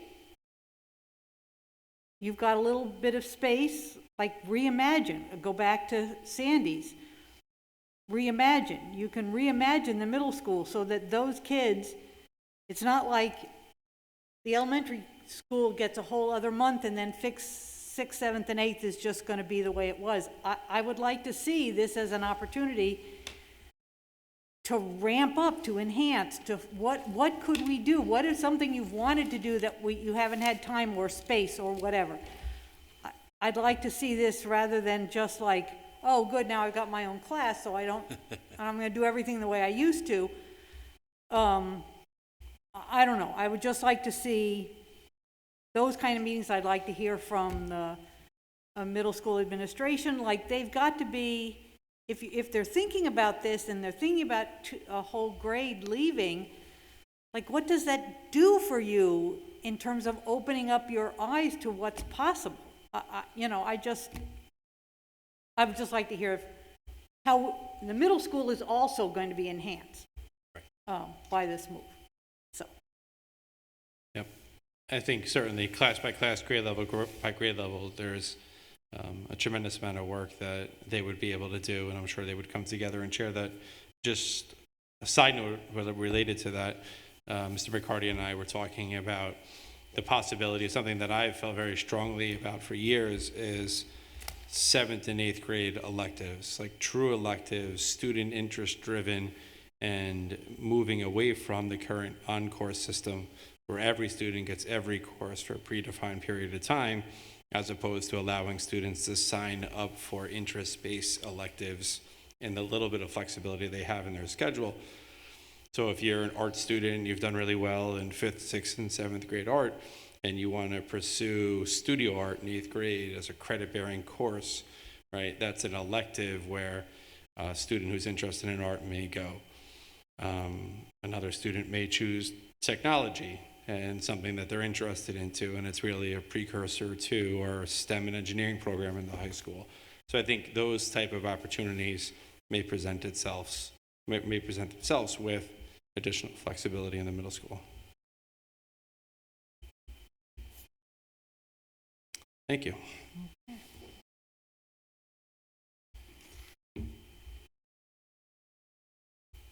On it.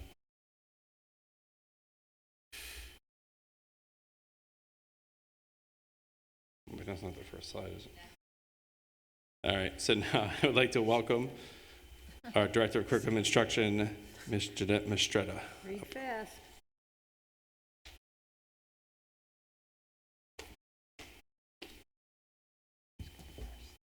Good evening.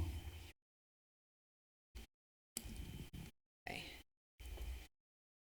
So I want to thank the board for asking for this presentation. I think it was Joe who really had an interest in learning a little bit more about our social studies instruction, because I took a deep dive into social studies here in Putnam Valley, and obviously I know a lot about social studies curriculum instruction when it comes to K-4, but really learning the secondary piece just opened up so much for me, and I've had meetings with our high school administrators and teachers, and it's just been really eye-opening and exciting.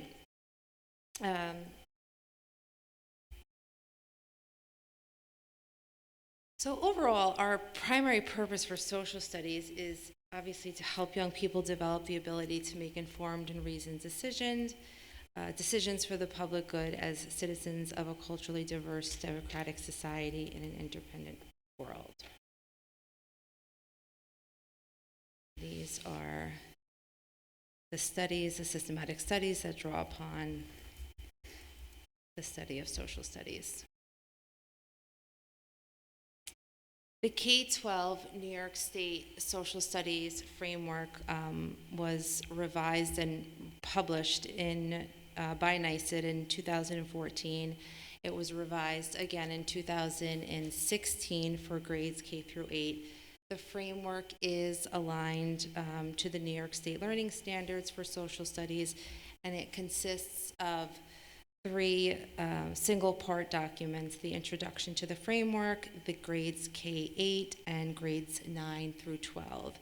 The K-8 Social Studies ELA Integrated Program, which was developed by Putnam Northern Westchester BOCES, which is what we use in our elementary school, is revised yearly.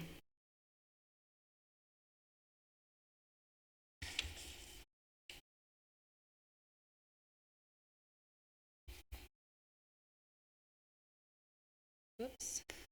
Back to the framework for just a minute.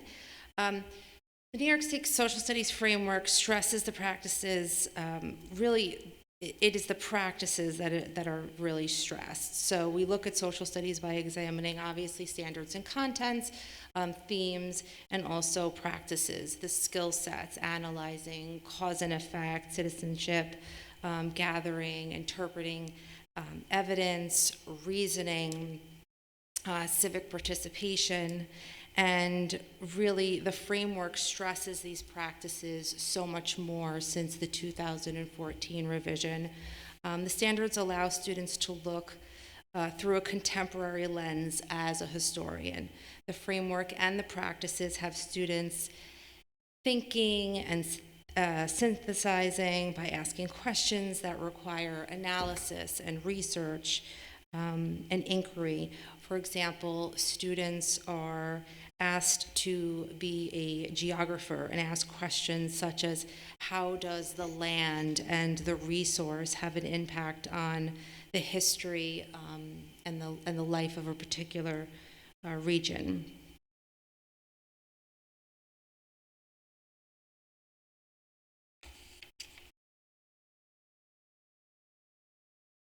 So listed here are the New York State Learning Standards for social studies. There are 5 standards.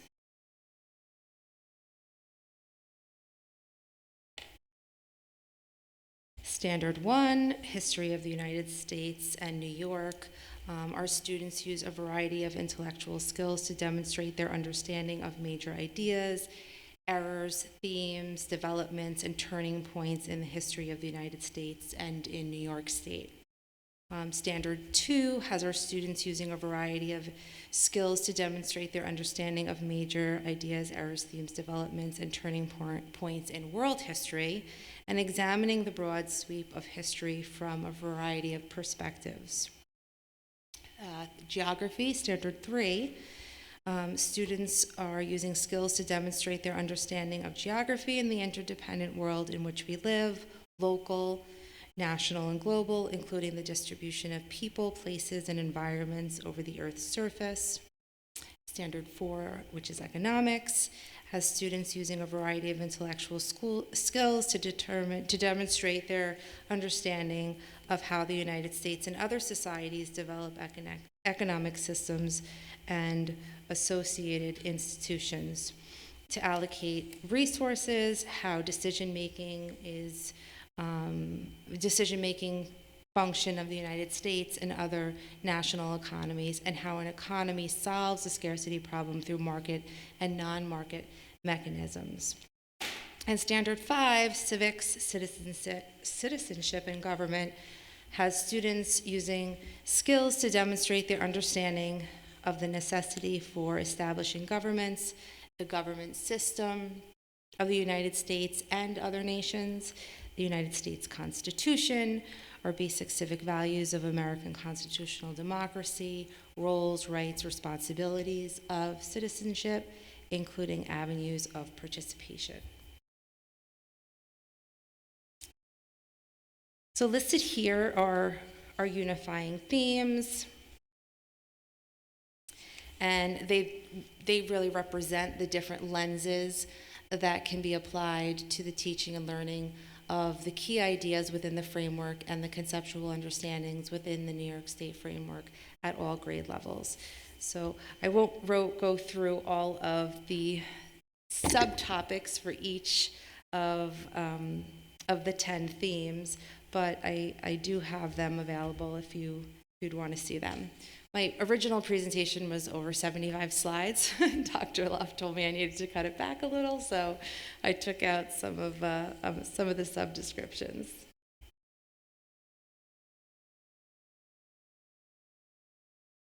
So the New York State K-12 social studies practices is I feel really where the learning comes from. So we, like I said, we have the content and we have the history, and then we have the practices. And this is where we really see the learning take place for students.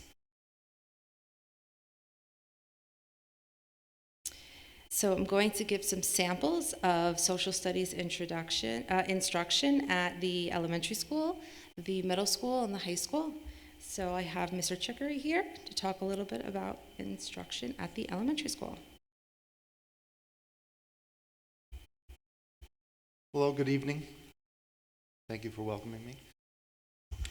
So my goal for talking about social studies instruction at the elementary school is to kind of give you an overview on how students use that curriculum and that content area to grow and gain perspective and access different skills to become independent learners at the elementary school. And Ms. Podesta talked about the integrated social studies and ELA curriculum a little bit, but obviously that's something that we utilize at the elementary school, especially with our shortened day, to take advantage of implementing social studies as well as integrating, again, ELA into that education. So the integrated social studies and ELA curriculum was developed by Northern Westchester BOCES teachers, and the program's updated annually based on the framework that Ms. Podesta, or I apologize, Ms. Stretta mentioned. You've been spending too much time in elementary school, I think. Well, then you're not going to lake me in. It's like calling your teacher mom. Yeah. So I'll briefly go over the units and the lessons of focus in the elementary school. And again, for kindergarten, here we have kindergarten teachers create classroom community and personal identity and family structures. The units here you see are myself and others, being a good citizen, economics, and geography. In each one of these areas, they focus on family, respect, how people get along, developing community, as I mentioned. They focus on rules. Again, these are our earliest learners. Our kindergartners come into the building understanding that the choices that they make and the responsibilities that they have help to create a community that they can live in and thrive in. They focus on needs and wants. It's not just trading snack, economics like it used to be. Goods and services, tools and recycling, introduction to geography. In first grade, Do human beings need families to survive? That is an essential question that they look into. They talk about rules and laws, how we are family, unity, in community, and economics. Our first grade classrooms create constitutions, have responses to read alouds, participate in class discussions. They discuss cultural diversity. They create family trees and traditions. They talk about how those traditions impact them, what they like about those traditions, and eventually move on to creating Venn diagrams about roles and responsibilities that their families have. And unity and community, something that typically we would see in a normal year, the communities inside the school as well as inside their classroom help them develop into independent learners.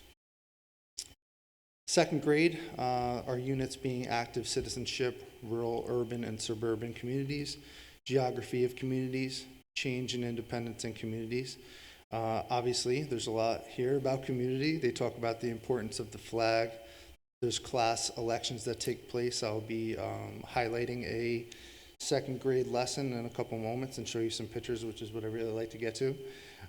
There's some study of local community, learning characteristics of rural, urban, and suburban communities and how they coexist and live together.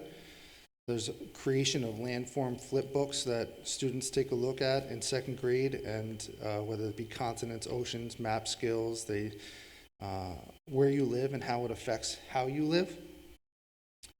In third grade, there's... Mr. Chicory, can you advance the slide so the public can see what that... I apologize. Yes, so in third grade, one of the essential questions is, can human beings change their environment to meet their needs? There's talk again here in geography, United States making a difference, which is something that we try to get to in third grade, where there's analysis and inquiry really starts to have an impact on students and how they're thinking, how they're moving, and how they are developing questions and becoming those learners that we spoke about. In fourth grade, there's the three worlds meet in New York, the impact of the colonial revolutionary period in New York State and national and local government. Here's really just some pride in New York and where they come from, learning a lot about colonial farmers, and which I'll highlight again in my fourth grade presentation. So here's a second grade lesson. It's Unit 3, Geography of Communities. There, as I mentioned, there's a flip book that students who create that look at different types of landforms. They create the landform flip books using all of the resources as a culminating project.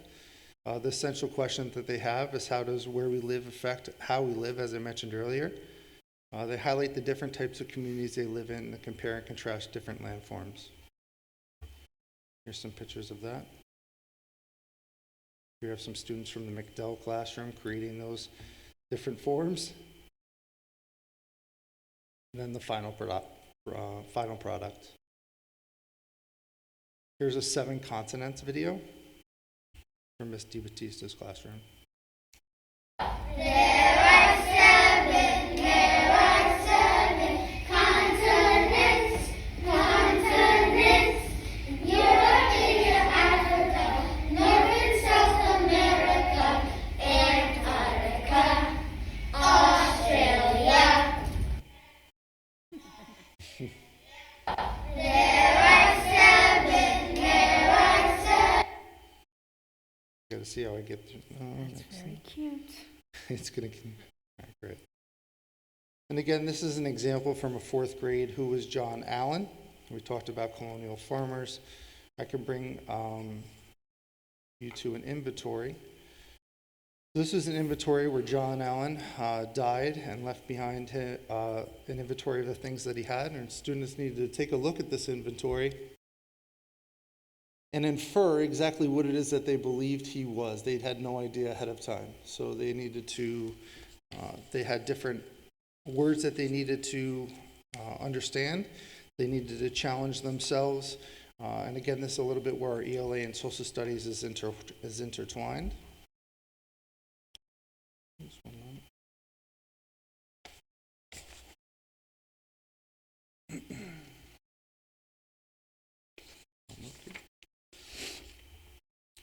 Again, students are thinking outside the box here. They have some questions that they need to ask, like what does colonial mean? What was the life like for our colonists? Who was John Allen, and what inferences did they make, and how can they support them with the details from the text? I think they're taking a look at that text and developing their own opinions. This is an example of some of the work that they did. I'll pass it on to Ms. Mistretta. Thank you. I just want to add that last fourth grade lesson that Mr. Chicory shared was students looking at a primary source. So it was I believe the will of John Allen. And so it was having students examine primary sources, which is what we're really encouraging our students to do, is to look at those and to know the difference between a primary and secondary source. And I also just want to add that last week, Mr. Chicory, sorry, I just made you a doctor there. Mr. Chicory and I, we did a learning walk throughout the elementary school. And we were focusing on social studies, but we ended up running into some other classes as well. And we were really looking looking for the practices. So just walking in and trying to just observe in a quick glimpse what we saw and what practices were in place in the classroom. And when we came back to his office, we sat down with the IB learner profile, and we really found so many similarities between the framework practices and looking at the IB learner profile attributes. So I just wanted to mention that because it's, we are an IB World High School, and I think that, it really, we will only grow in strength when we work from the bottom up. So that's something that is really important to me, and Mr. Chicory and I have been talking a lot about that, so we're going to do some more of those sort of learner profile walks through the elementary school. Okay, so now we're going to move on to the middle school.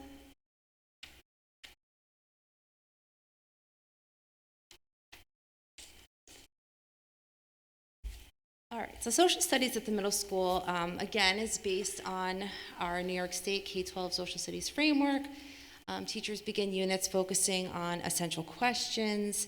Learning tasks include evaluating texts, examining primary documents and sources, considering multiple perspectives and purpose. Student-generated questions, thoughts, opinions, and ideas are culminated through Socratic seminars, fishbowl activities, jigsaw activities, and debates. And I've had a lot of time to spend in the middle school lately, and to really hear the conversations that our students are having, and respectful conversations, sometimes disagreements, but it's interesting when they are given either, whether it's an article or it's a primary source, and what they're able to derive from it. And there's oftentimes very differing opinions. So for fifth grade, grade 5, social studies is based on the history and geography of the Western Hemisphere, including the development of cultures, civilizations, and empires, interaction between societies, and the comparison of government and economic systems of modern nations. It also incorporates element of archaeology. The course is divided into 7 key ideas that cover a span time from prehistory into modern times. Whoops, sorry, skipping ahead. Grade 6. So grade 6 dives into the Eastern Hemisphere. It's based on the geography and history of the Eastern Hemisphere, including the development of cultures, civilizations, and empires, interactions between societies, and the comparison of trends in governments and economics. It also incorporates some other elements of social science. So it's the beginning of human society, ancient Egypt, ancient India, China, ancient Greece, Rome, Europe in the Middle Ages. I keep doing this. Grades 7 and 8 will examine United States and New York through a historical lens. It's really a 2-year sequence, which is arranged chronologically, beginning with the settlement of North America by Native Americans and ending with the examination of the United States in the 21st century. Although the course emphasizes the skill of chronological reasoning and causation, the course also integrates the skill and content from geography, politics, economy, and culture into the study of history. So they're looking in 7th grade, First Peoples of the Americas, Age of Exploration, pre-revolution, American Revolution, formation of the United States government, westward expansion, pre-Civil War, and start of Civil War. And then in 8th grade, again, arranged chronologically, beginning with Reconstruction and ending at the present, and incorporates geography as well as economic, social, and political trends.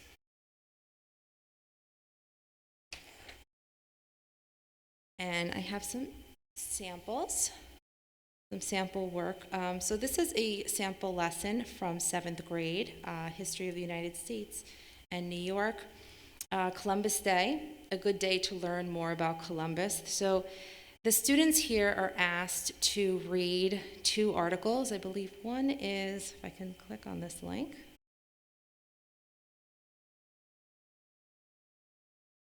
Okay, it's a little hard to see. I apologize for that. Scroll down here. So 2 different views of Christopher Columbus and his place in history. So the first is an interview, and then the second piece is an article, which is down here, and right here. And so the students are asked to read these 2 differing opinions regarding Columbus, and then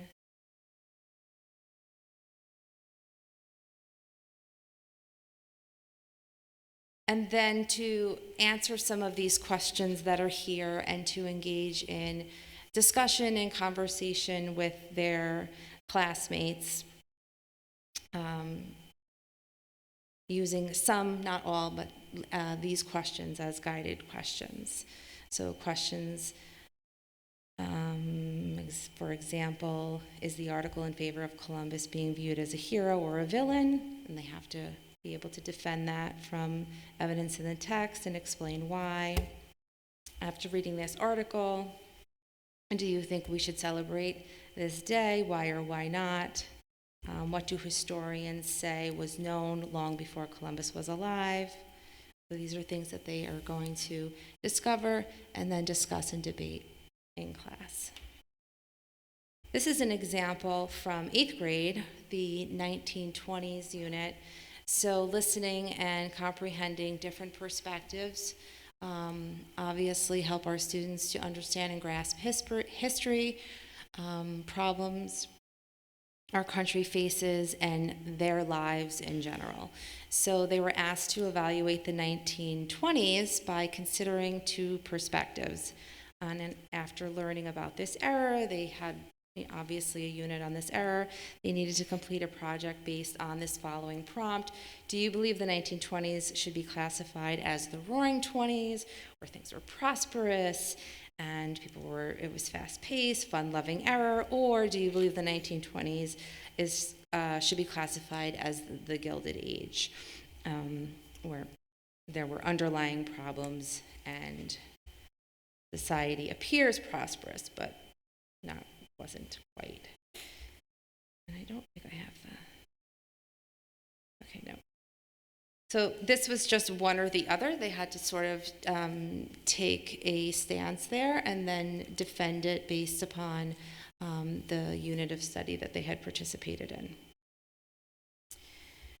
This is another example. This is an 8th grade example using primary sources.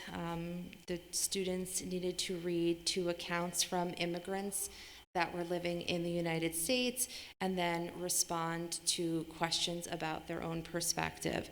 So the first primary source here was from a Greek immigrant who arrived in the United States in 1969.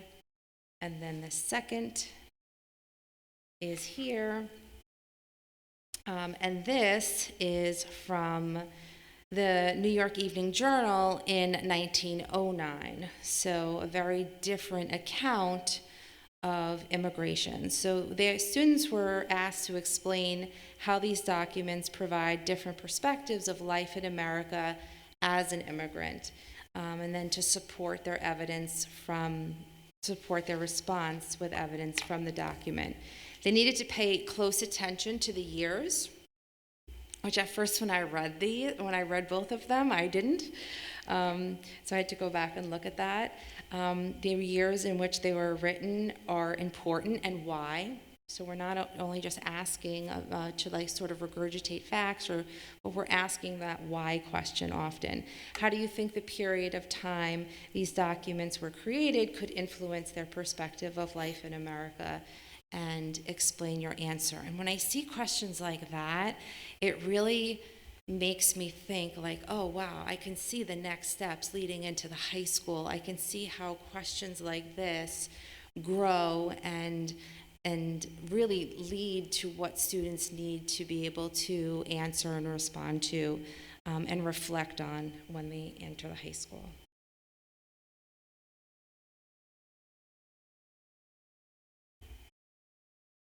So here are our units of study for grades 9 through 12. And I stole this little graphic, which I thought was easier to see from the course catalog.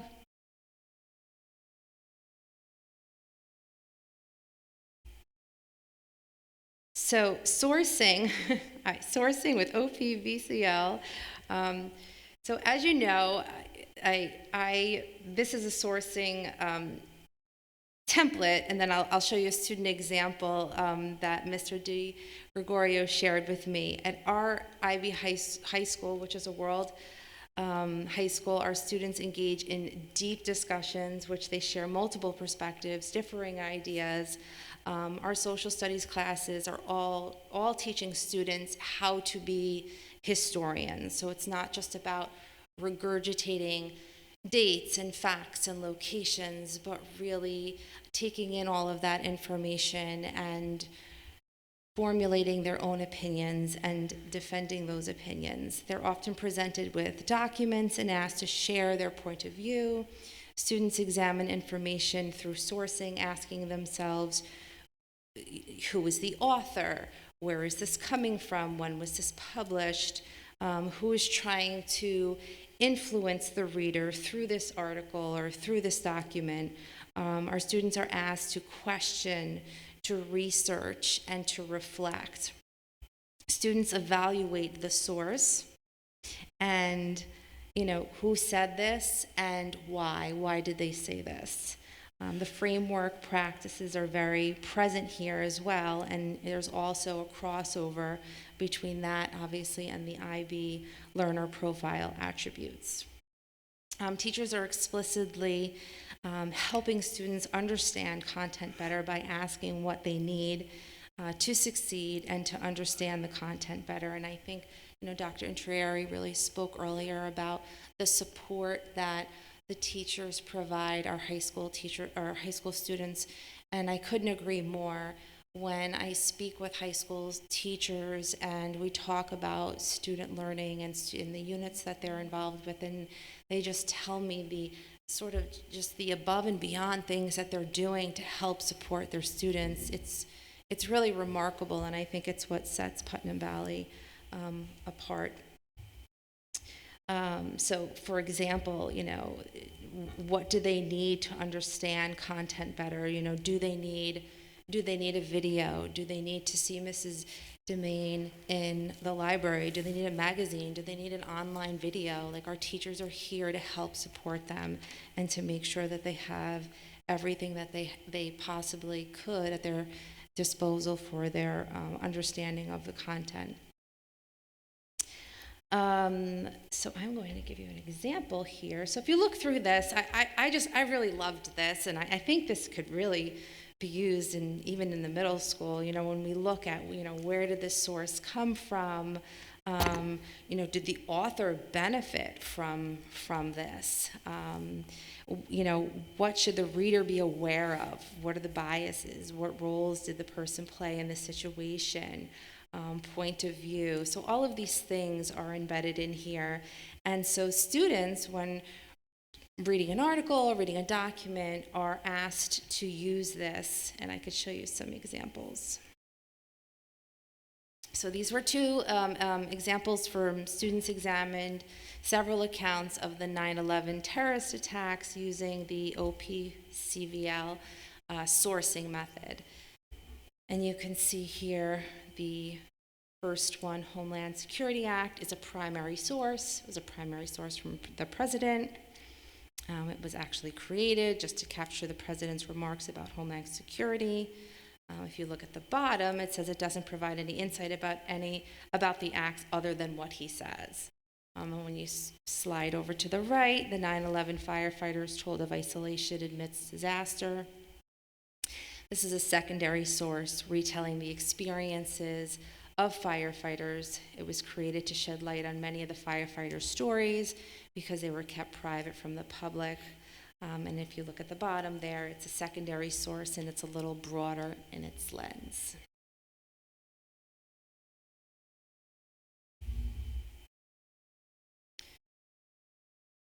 So I'm glad I have this because I know Joe was looking for some student samples and some student work.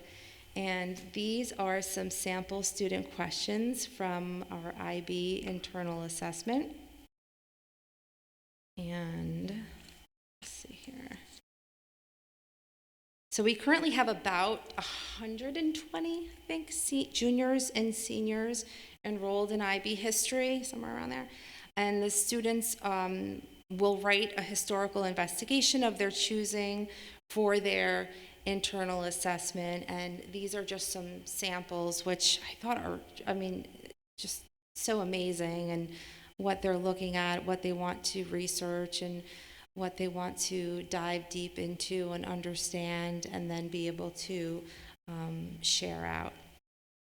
And really, this is such an excellent preparation for college, as was said earlier.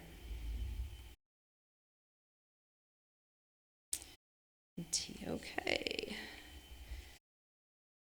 So, Theory of Knowledge, taught by Mr. Macera. It's a 2-year-long course in the IB program. I'm correct in saying that it's 2 years? Okay, that's what I thought. And it's embedded into all the content areas. TOK asks students to reflect on the nature of knowledge. It asks students to reflect on, what they know and what they claim to know.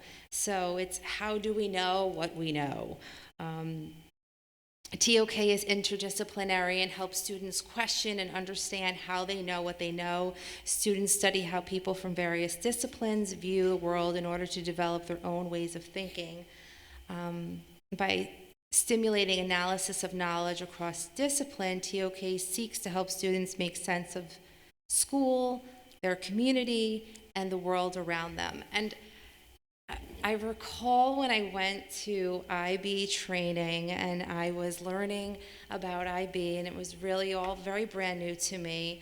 And one thing that stands out was that I remember the IB trainer saying to my group that TOK, this will be the one course that students will always talk about forever. This will be the course that they will tell their parents about, and this will be the course that they will tell their friends to take.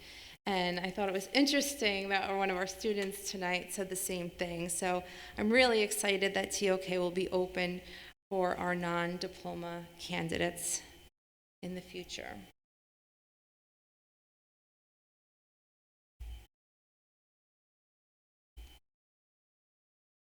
So I'd like to read a quote from one contributor that I recently read in the February issue of the River Journal, where local Black leaders were asked to comment on the significance on Black History Month to them. I'm going to read right here from this article.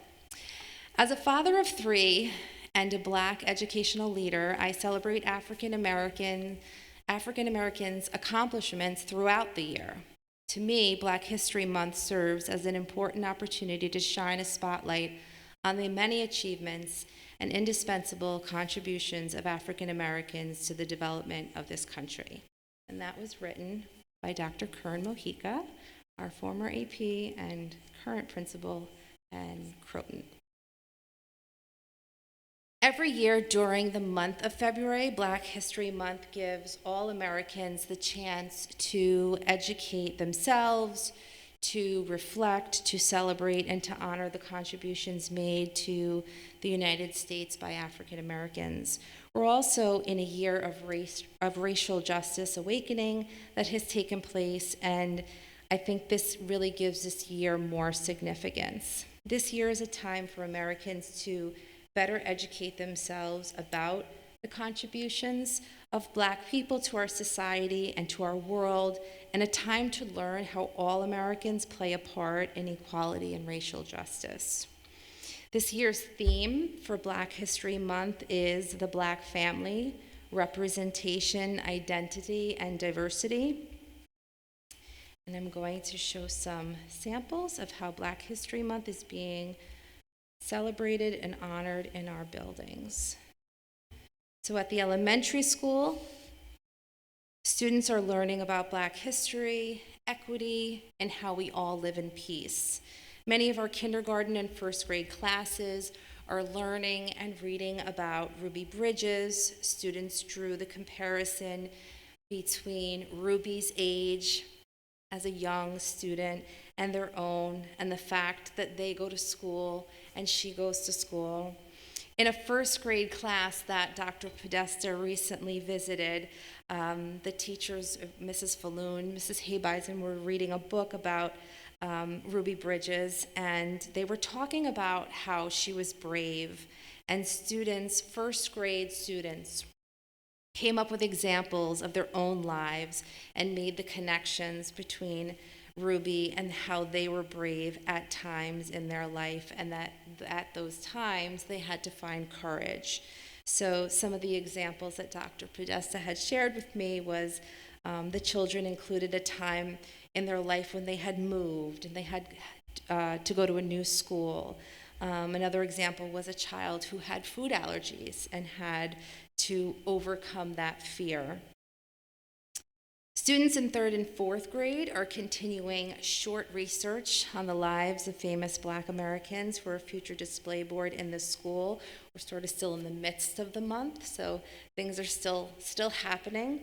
Our 3rd and 4th grade Achieve students are studying Jackie Robinson texts. They're discussing fact-finding with their reading, color barriers, racism, equality, and responding through short response writing. All classes in the elementary school are either watching videos, sharing literature, reading from their classroom libraries, and their character education and diversity book collections. And this is just some sample bulletin boards. Maria Elena McCormick, our art teacher, has created a bulletin board. And then this is just a sample of our Ruby Bridges writing response. As I mentioned, this year's theme is the Black family, representation, identity, and diversity. The Black family has been a topic of study in many disciplines: history, literature, the visual arts, and film studies, sociology, anthropology, and social policy. The family offers a rich tapestry of images for exploring the African American past and present. During the middle school advisory periods, students are engaging in Black history activities throughout this month. So the middle school has read Catching the Moon by Crystal Hubbard and Trombone Shorty by Troy Andrews. Both books engage conversations around the question of where do you see the theme of family in this story. So Catching the Moon is the story of a girl who grew up becoming the first woman to play for an all-male professional baseball team. And readers are inspired by her courage to dream and determination to succeed. Themes woven throughout are family, belonging, perseverance, courage within the text, and these themes are discussed among the students. Trombone Shorty is an autobiography book, picture book about Troy Andrews, who followed his dream of becoming a musician despite the odds until he reached international stardom. Trombone Shorty is a celebration of the rich cultural history of New Orleans and the power of music. Our middle school students recognize the themes of family support, encouragement, dedication, and musical influence, in this case, jazz, throughout the story. A group of our middle school 6th and 7th graders were introduced to Amanda Gorman in a video in which she talks about herself and her poetry. Together, the class then read her inauguration speech, looking at it closely, line by line. Mrs. Matans asked her students to read along and to sort of latch on, grab on to a word or a phrase that resonated with them. And this led to insights about the words light and the words shade. The class time really ended up being almost spent entirely on the first line of the poem. And she was really excited because although she had hoped to get further along in the poem, it just led to such a deep discussion. And the line is here. When day comes, we ask ourselves, where can we find light in this never-ending shade? And I just thought some of the student responses, I want to share them with you. I thought that they were really insightful. So when asked, what are those words that you gravitate to, and they said light and shade, and they talked about what light represents, and some students said, I think it represents peace, others said love, and others said togetherness. And when they talked about shade, students responded with ideas about ignorance, racism, and violence. And as the conversation continued, and they were asked about the we in the poem, all of the students said, that's us, we're the we. And one student said, we are the light when we do things for each other, like when we wear our masks for other people, we bring the light. I just really thought that was so special. A 6th grader was excited to share that she, in this classroom, one of the 6th graders were so excited to share with her teacher that she watched the pregame show of the Super Bowl, which I guess she had never watched before, just because Amanda Gorman was going to be there and she wanted to hear her and her poetry. The middle school also boasts a beautiful Black History Month bulletin board in the main first floor hallway, so if you're ever in the middle school, definitely check it out this month. Thank you to Mrs. Matans for creating such a beautiful display, and it's down there on the bottom left corner. So our high school is filled with Black History Month displays. In our English classes at the high school, teachers have been discussing and analyzing the works, again, of Amanda Gorman, along with other inaugural poets. Our students are also discussing the inauguration poem in English class, and this has led to very deep discussions about the meaning and language and power of words. I spoke with Miss Foster, and she was telling me after the break that she will continue the discussion with the text Citizen, an American Lyric, a poem which is about, I believe, 160 pages long and addresses what it means to be an American citizen, the unity of diverse cultures and races, and how microaggressions serve to alienate individuals and groups within America. And these were just some of the responses that the high school students came up with and in response to the inauguration poem. And there were so many wonderful responses. It was hard to pick. And so here's a few samples. And then this is the beautiful display that's located out in the front lobby.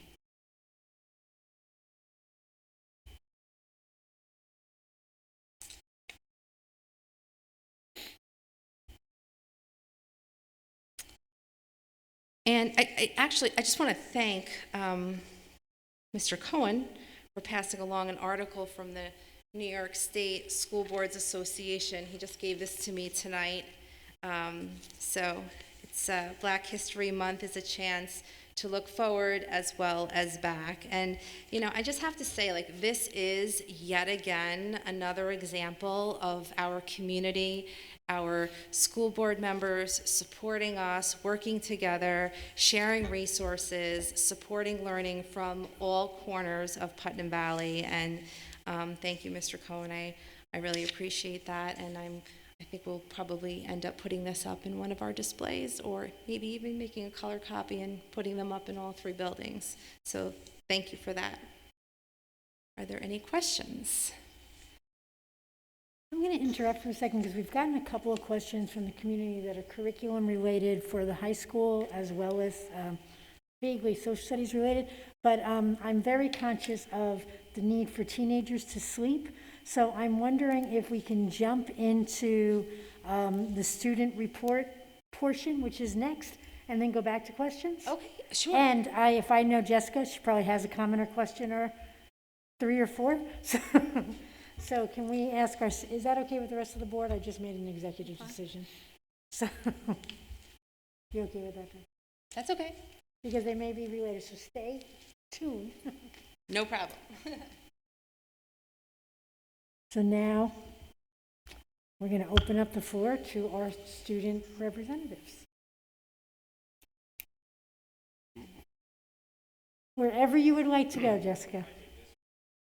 Well, see, now that's cooperation.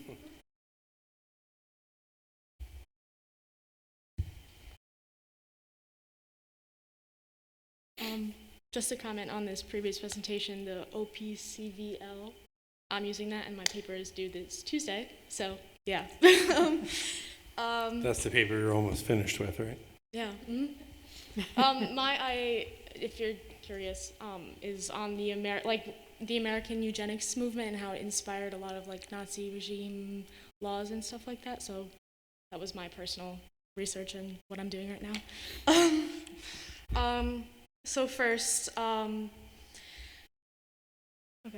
yeah, we already talked about it. You want to go first? You want me to start? Yeah, go ahead. So currently we're working on a survey to get more feedback from the entire student body in each school, that being one for the high school, one for the middle school, and one for the elementary school, along with, do you want me to go through all of them? Yeah, go ahead. All right, we'd like to congratulate Aaliyah Steele and Abby Lauder for their valedictorian and salutatorian, respectively, Liana Diodati for NISMA All-State, and Aaliyah and Emma Silverman for being finalists in the Science Talent Search, all of which you guys already said tonight. And then Color Wars and Prom are in the planning process, though final decisions are still being made if and how it will happen, depending on COVID and the number of people attending. Any parents of seniors at home watching, please have their kids fill out the forms found in the class Remind for Prom. We need those numbers, thank you. So some good news, the IB diploma candidates, we have our first EE officially handed in and done. A lot of when you're handing in the EE process, the extended essay, there's a lot of back and forth with the librarian, making sure that it's in the correct form and it has everything that's needed for IB. And we have the first one in, which is really exciting because we've been talking about this since halfway through the junior year, maybe like after the first quarter of junior year. So this has been a long time coming. We had a meeting with Dr. Doherty regarding the Title IX grant and how to use it more effectively within the high school and its mental health awareness and outreach. We suggested spending that money towards doing something similar that the guidance counselors do, which I don't know if you're familiar, but freshman and junior year, you kind of have meetings with your guidance counselor and you go in one-on-one or have pizza parties with your guidance counselor. The freshmen do, and the juniors, you have one-on-one meetings where you get to familiarize yourself with the staff. And I feel like obviously the psychologists and stuff have a better outreach for students who present more a parent, whether that's like academic or you just, where teachers notice that they kind of need a little bit of help. Some students don't necessarily present that need, or they don't feel like they are comfortable reaching out to the staff, and establishing those connections with the staff would make it a lot easier for the psychologists to do that. Because, sometimes students don't always show what they're feeling, and it's a little hard to tell, so establishing that connection might make it a little bit easier.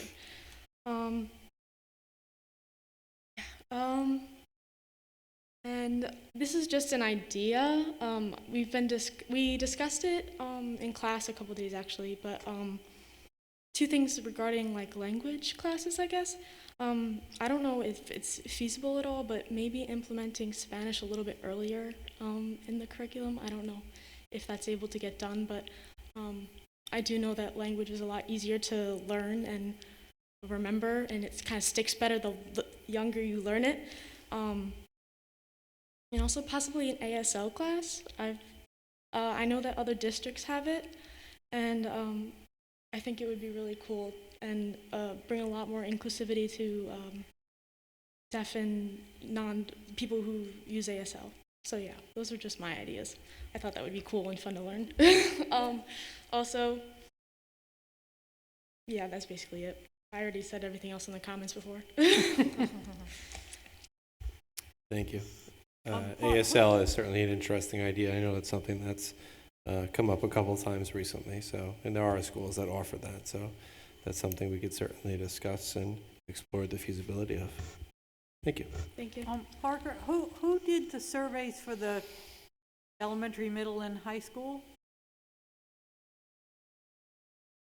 So Jess and I have been working on surveys we haven't sent them out yet, but we've been working on making surveys about life, or not life, but like student life and how it is transitioning back and forth between school, and also we're trying to reach out to those who are at home, I don't want to say permanently, but continuously. Right. That's really good. Regarding their opinions on online and in-person learning, but also checking in with their mental health, and also if they feel like there are certain changes that need to be met, whether that's online or in person.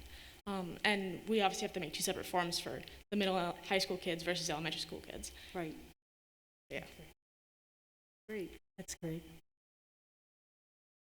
And who suggested the meeting that you had with Dr. Doherty? Oh, she reached out to us. She wanted to know what our opinion was on, and if we had any ideas on where that money should be, where that should be going.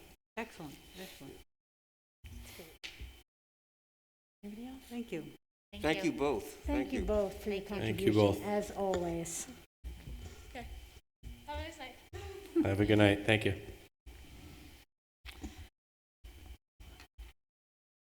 Okay, are we going back to social studies questions, or are we going to you? Social studies questions? Yeah, we can jump back to social studies questions and then to the community questions. Okay. So are there any comments or questions on the social studies presentation? Do I always have to be the only one that asks questions? I'm on the social studies, and I'm assuming this is just a sampling of the elementary and middle school work. And I know this is just kind of probably part of the standards, and I know that the standards are there for a reason. It just feels to me, and this is just me, and it's kind of the, I guess, traditional social studies curriculum. It's so heavily Eurocentric. And again, I'm just going by these examples here. For instance, the John Allen project. And again, it's not against that practice, just a matter of, I'm hoping there's more that is, that's not reserved exclusively for the fourth grade that had Brazil and Japan third. as Third grade. areas. Third grade. Third grade. He's always done Japan. And that in as far as the Eastern Hemisphere is so not heavily Europe because the Eastern Hemisphere is huge. So I'm not saying that it's right or wrong. I'm saying I'm hoping it's expansive and truly does get a more worldly perspective than definitely what I remember growing up with as my social studies history career. Right. I'll jump in. Sorry, then you go. So to me, I think the most sort of important slide of the whole presentation is where it talks about the social studies practices, which is slide, what is that, 6? To me, this is like the profound shift from the social studies class that myself and probably everyone else in this room sat through, where it was really memorization and regurgitation and what facts and dates and locations, and that's what social studies was. And when you look at the practices outlined on slide 6, it's really sort of this conceptual view. Take a stance and defend it, argue, that stance. Why would this happen? Why do you think this? Making connections between events, comparison, and contextualization, reasoning. To me, this is where sort of the meat and potatoes came into social studies in these practices. And civic participation, right? You can imagine the conversations that happened around civic participation this school year after the protests over the summer and all of sort of the demand for change. I know the hope of the board was to sort of have a conversation that were sort of, it's a well-balanced lens in which we're reviewing or we're teaching social studies, but it doesn't stand out when you look at the standards, right? There's no standard that talks about diversity or inclusiveness or bias and all those things. But I think the reality is those lessons live within the practices, and those lessons emerge throughout the social studies curriculum as the teachers teach the content that's being taught. So it's not sort of in your face and sort of in print that this is happening, but I think we saw through some of the examples is there are multiple lenses being used when considering what was, like how students today learn about Columbus is very different than how I learned about Columbus, and they're being forced to consider multiple perspectives, and that's totally in line with the TOK theory of knowledge, thinking, and worldly view, and why do we think this? And I know we emphasize a lot on the sources, right? Who was this source and why was this source chosen, and should we believe this source? And I think all of those things in culmination really get to the fact that we are teaching social studies through multiple lenses and multiple perspectives and making sure that students have a well-balanced understanding of all sides of these historical events. I actually had the exact same comment. I wrote down slide 6 and also the OPCVL, is that origin, purpose, content, value, and limitation, and TOK. Every single topic in the standard can be looked at from multiple perspectives. Yes. When you talk about the family, you need to talk about a slave family, as well as a traditional two-parent family, as well as families that emerged for various other reasons throughout the 70s and 80s. And, there's so many directions that you can go. I think it's why social studies is often linked with the talk we've talked about equity. It's important that we all recognize the implicit bias in how we were taught and what opportunities are there to teach differently. I think I've learned more about American history in the last 2 months than I have since 7th grade. Mm-hmm. Because all the various articles about various amendments and, following wealth and economics in this country, and it's just fascinating. So it looks, when you look at the standards, that this is kind of dry and not talking about it, but virtually every single solitary standard allows deep dives into these conversations. And the hope is that it's actually in practice, and because you could take that those two slides specifically as fantastic foundations, but unless they're in the class, implemented in the right way, then they're just superficial and checkpoint. It takes a lot more, I shouldn't say a lot more, but more mental gymnastics from where we've been to bring that wider focus and that wider lens. Because very likely most of our teachers learned most of their history, especially some of our older teachers, learned the history the way a lot of us learned the history, which is different. And, we are a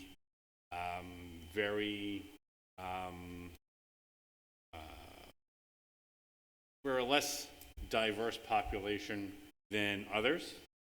So I think there's, and when I talk diversity, we have plenty of economic diversity, but the racial diversity is not necessarily something in our staff. We are not that fortunate to have a very wide range of ethnic experience that could make big impacts on students experiencing those pieces of experience to guide and to show those perspectives. Mm-hmm. So that is a challenge for us because of, I should say, of who we are, but of kind of what our faculty and life experiences that can be very different than those that need to feel comfortable, as well as help to bridge gap in experience. Mm-hmm. I agree with you, and I really see that our staff is, especially with the with the start of our IB school, I see our staff as just growing in, really truly like growing in their ability to foster these conversations with students and to cultivate these conversations in which multiple perspectives are shared respectfully. And I think that our teachers really truly encourage that. And while absolutely we have the content and it's within the standards from the state and the history and the dates and the locations and all of those things for sure, but I think that in Putnam Valley we teach not just the content, but we teach the students. And the standards, yes, they dictate what the students need to know, but our Putnam Valley students and our teachers truly seek the information that will help them grow and help them develop and help them question and help them analyze and ultimately help serve them as productive members of our world, and as they move on beyond graduation, helping them in college and career. Well, and like I noted your comment about the John Allen thing, but before that, you've studied the Iroquois Confederacy and their constitution in the actual document, which can be pretty weighty for fourth graders. You read Eagle Song, which is a nonfiction book about a Native American family and the kind of prejudice that they find in their lives. Mm-hmm. I mean, there are those multiple perspectives, all of them. It's not, when I started, it was very Eurocentric. In 10 years, it really branched out into much deeper and richer documents and things to talk about. So. Yeah, yes, I would say since the 2014-16 revision, there really has been much changes, but I would agree with what Dr. Leff said, that really it's the practices. And it was some of the slides that I took out because my presentation was so long, but I had all of the subcomponents of all of the practices and examples of some. But he told me to take them out. It was really long.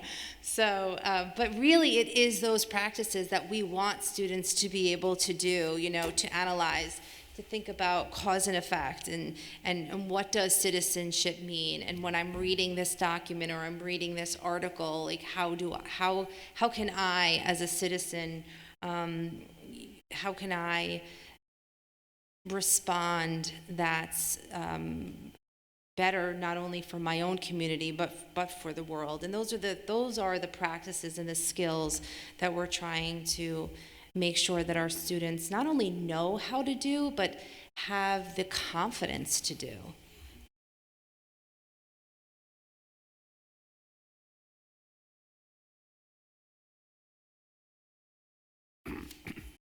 This can be a 70-slide conversation. It certainly can. It can be a 70-slide conversation.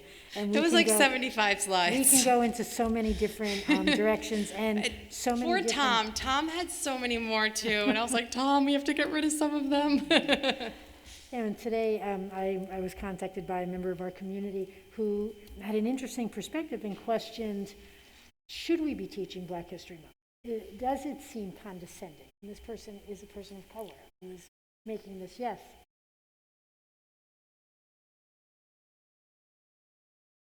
Yes, Yes. that's right.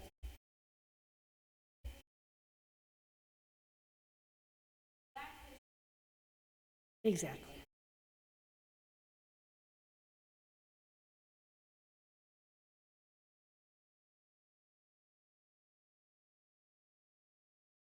Right. Right. Right. Right.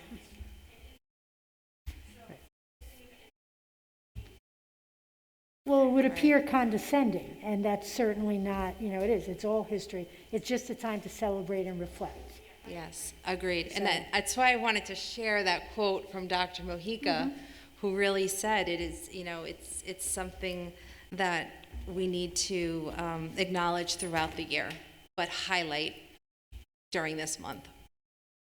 And it's funny because when I was reading all of the different contributors, and I didn't look at the names. I was just sort of reading, and then when I would look at the names, I didn't know who they were. And then when I read his, I was like, oh, that makes sense to me. I agree with him. And then of course I read the name, and it was Kern. Okay, I think that's everybody else. Any other questions? Thank you very much. Thank you. Thank you. Mr. Chicory and Mr. Freda. I saw the 5 questions, Dr. Loft, I saw them as 2 were COVID related. I thought could wait after your presentation because I'm going to go out on a limb that you're probably going to talk about COVID. But the other 3 were curriculum related. Can we do those now? Sure. I think Maureen will read them. Okay, great. The first one came in at 9:05. Well, I'm going to read the first 2 about the writing curriculum. Okay. Why don't we just do all of them? Yeah, Okay. read through them all. We can That's address just them easier. all. All right. Elaine Randazzo writes, what exactly is the writing curriculum? We can place the spotlight on IB candidates to pat ourselves on the back and be impressed, but there's a much bigger issue that exists amongst the majority of our students and the lack of writing. Start with the middle school and work your way up through instead of just looking at IB students. It's an issue that students need to be writing and need support that they're able to write.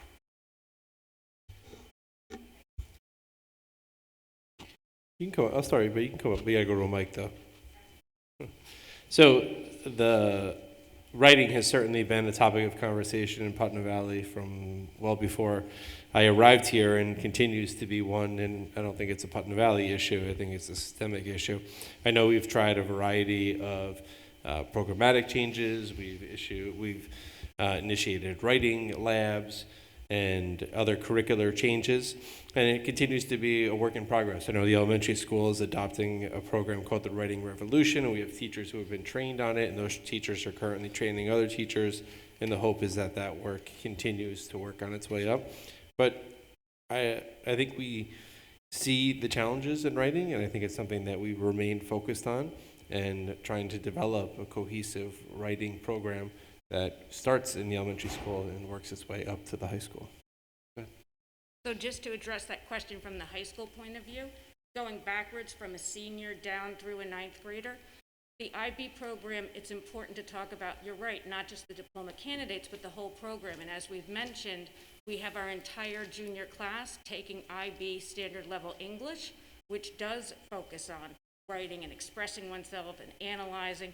And many of those students, I believe up to 79, Mr. Mello, are taking the second year of that IB rigorous English. So that's not just a few, that's 56% or more of our senior class.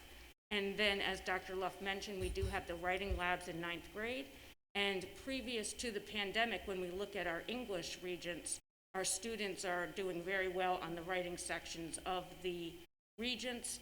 And I think they're, in comparison with New York State, if I recall, how our students are doing on the writing section is above average of most of New York State.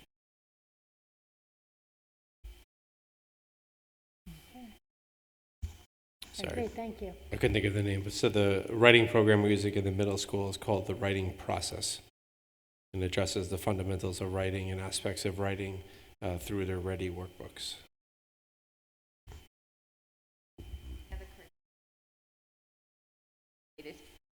From Nina Esposito, what is the plan to help the incoming ninth graders move into these more vigorous AP courses when they have been struggling with learning remotely for what will be a year and a half?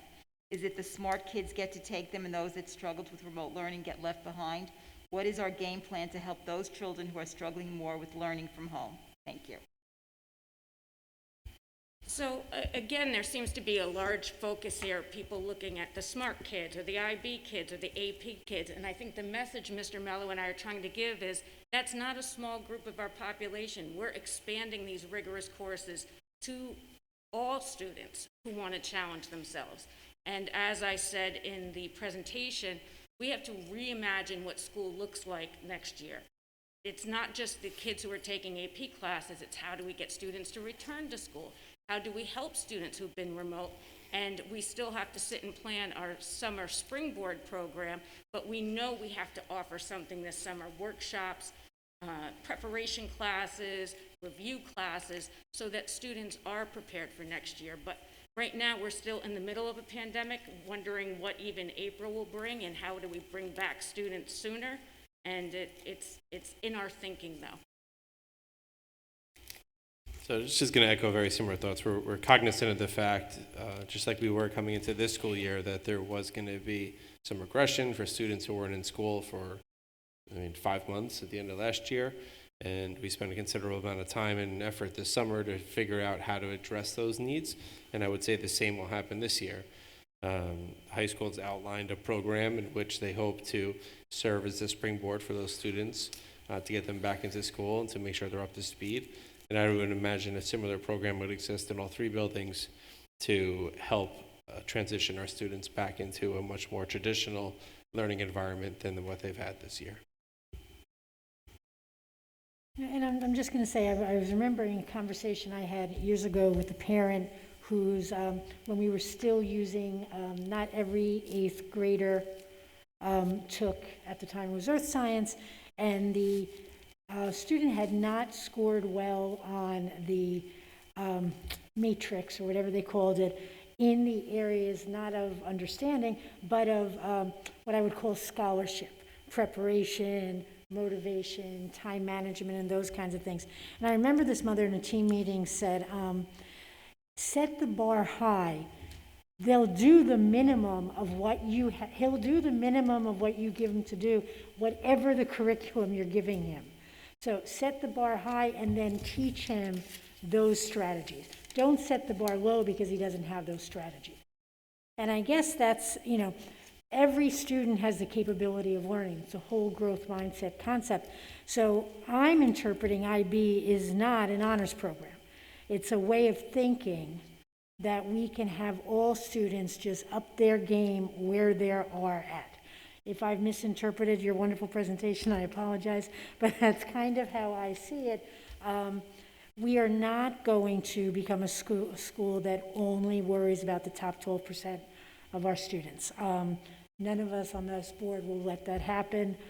Sometimes when we do talk about IB a lot, it sounds like that's what we're saying, or the perception might be, and I think, Dr. Venturi, that's what you tried not to say today. And that's, I just kind of see it as raise the bar, but every student works up to that bar in their own way and at their own pace. Well, we'll see. Thank you. We have a question regarding the fifth grade.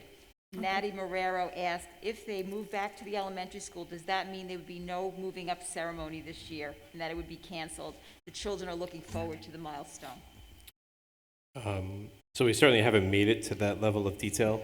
Again, we're still just exploring the feasibility of moving them back. Would be happy to entertain the conversations with the elementary school administration as to what we could do to honor those fourth grade students, what we call that event. And obviously, if the decision was made to keep them back, then there would be, that culminating event would be at the end of fifth grade. Nina Esposito asks, the American Pediatric Association recently said that 3 to 6 feet is acceptable social distancing for children in school. Other districts, namely Harrison and Rye, are looking into bringing more children back full-time, given this information. What does Putnam Valley have to do to be able to use the 3 feet as well, and get more students into the building? If we need to go to the Putnam County Board of Health, who exactly should we be calling? Will it help if parents email the board, our Board of Ed? How do we get this moving forward without being frozen in fear? So this is certainly the topic of conversation in every school district, at least in this region. I think there's a lot of things that have to happen in order to get there. Getting teachers vaccinations, which I think we've done a tremendous job on, but obviously we have to get everyone to that point where they feel safe. I know there is certainly conflicting information out there. At the end of the day, the New York State Department of Health is who sets our guidelines. Their guidelines remain the same regarding the 6 feet of separation. It may not be a requirement, but it's written out in the guidance as a recommendation. And in the midst of a global pandemic, it's hard to go against the state's recommendations. New York State has not changed its contact tracing protocols. I know that Westchester County has, but I believe 14 of 16 counties across the state have not changed, and they remain the same. So those are all the things we need to consider, and I obviously will bring our task force back together and have these conversations regarding what it would take or what it would mean to fully reopen schools. But at the same time, this conversation's happening for the first time since this pandemic started. We're starting to see spread of the virus within schools. We're starting to see variants of the virus spreading despite use of masks. There's certainly a lot of unknowns that remain out there for us to be able to make the decision. Even if we were to make a decision to say, well, 3 feet's acceptable while the mask is wearing, then we're stuck with the question, well, how do our students eat? Right? Because they can't wear a mask while they eat, and we don't have space to keep them 6 feet apart while they eat, with the exception of maybe at the high school. So those are all sort of the complicating factors that we would have to address. We wouldn't want to bring more students back, put them 3 feet apart, have a student test positive, and then be forced to close schools for 14 days at a clip. That would certainly be counterintuitive to what we're trying to accomplish. So I think those are some off the top of my head. There's obviously many more, both positives and sort of concerns we would have to overcome before that decision was made. But it's certainly conversations that are happening in every school district right now. Right? I can sit up here and say, I 100% want all of our students back here, full-time instruction, and no later than September. I would love to have them back sooner. So if we can find a way to make this safely happen and get them back here sooner, I'm on board. But we need the support of the New York State Department of Health, the local Department of Health, and other public health professionals to tell us how to safely make that happen. Because rushing students back in and increasing the number of students contact traced and quarantined, or increasing the number of students infected or exposed to other students, is certainly not going to help our overall cause of getting students back 100% of the time. Last question that I have tonight is from Elaine Randazzo. She asks, what is being looked at to get these kids back to school full-time? What type of pressure is the district giving to the county that this is not working for a good majority of students, and the longer it goes on, the more behind our students will be? Who's being held accountable to ensure that the teachers are getting through their entire curriculum? Yes, it's an unprecedented time, but we've been in this time long enough that there should be a way to ensure that our students are getting through all their material for the year.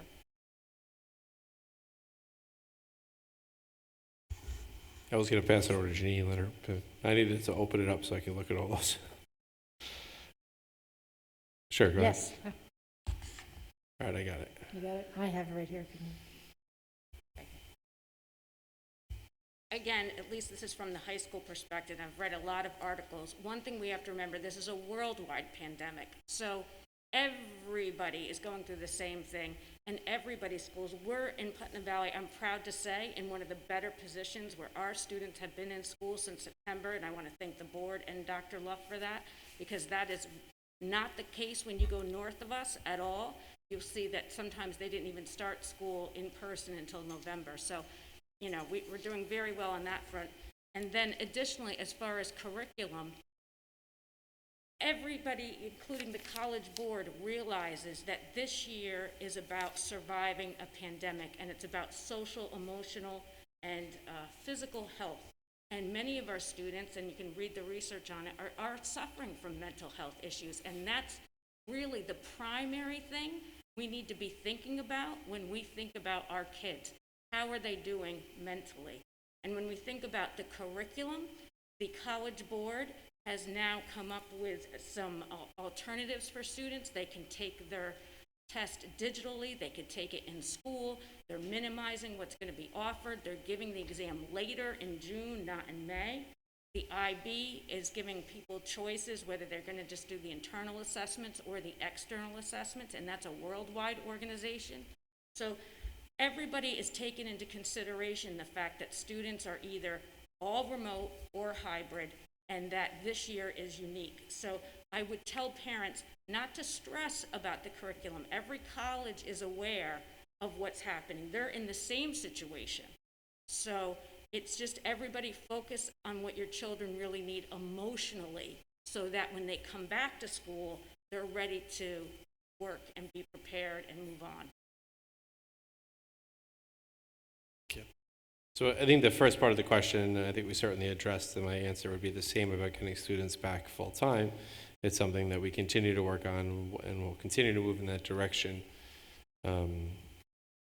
as we work with state and local Department of Health and other professionals. The CDC just released the whole guidance about returning students to school, but when you sort of get beyond the title, what they're really encouraging is the schools open up in a hybrid model with the health and safety precautions we currently have in place.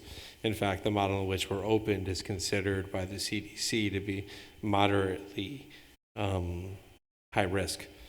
So just because we have the number of students we have in the classroom at a time. So there's lots of information out there and lots to digest and consider before making that decision. But obviously we would look for guidance from public health officials before bringing all our students back. And then we have to consider what happens with the families that are not comfortable bringing all their students back at once. And what do we do with those? I don't think there's one option that's going to work for everyone. And from a curriculum standpoint, again, to Dr. Cherry's point, I think everyone understands that this is an atypical year, but along the same lines, I would say that our teachers do not view it as such. And our teachers are not necessarily going to be satisfied with, I only got through half my curriculum. That's not who they are, and it's certainly not what they're working towards. And I really believe that everyone is making exhaustive efforts to get through their entire curriculum, despite the fact that they're teaching in person and remote learners simultaneously. We're in school one day and we're out the next, and now for 2 weeks, everyone's home, and all of the other complicating factors that are going into the school year. I know for a fact that our teachers will not accept not getting through their curriculum the best they can. And Dr. Luff, both, I don't know if we don't really have an answer now, but both this question and another question mention, are there ways parents can advocate on behalf of the school, on behalf, there are discrepancies in how counties are interpreting CDC guidelines. Can we maybe present some resources that parents can, like who in Putnam County? Are there organizations that if people want to be advocates for us, that they can do that? And there may not be. I mean, ultimately, the power lies at the governor's office. I mean, the New York State Department of Health is really the governing body of New York State, and that's who's got, to this day, that's whose guidelines we're still following. Okay. So if the New York State Department of Health were to release new guidelines that were to say schools can safely operate with students 3 feet apart if they X, Y, and Z, then we would 100% start to move in that direction. But they have not changed their guidance, and I don't know how it's recommended amongst public health officials to sort of ignore the guidance that's out there and unilaterally make the decision to move to 3 feet in hopes that everything will be okay. No, right. And I think even the districts that are talking about it may find that they can't. Yeah, I agree. How can Westchester be less stringent than what the state requires? The Department of Health, you're saying? So the Westchester County Department of Health has not endorsed or signed off on students being 3 feet apart. So it has nothing to do with bringing students back into the building, the discrepancy. The discrepancy is in how they conduct their contact tracing. I don't know legally how they can do it. I do know that there's lawsuits that are underway. I know that NYSET has a lawsuit against the Westchester County DOH that they're putting their teachers at risk. I know there's certainly a lot that'll play out there, but a vast majority of counties across the state have not diverged from the state guidance and have no intentions of doing so. So it's sort of where we find ourselves.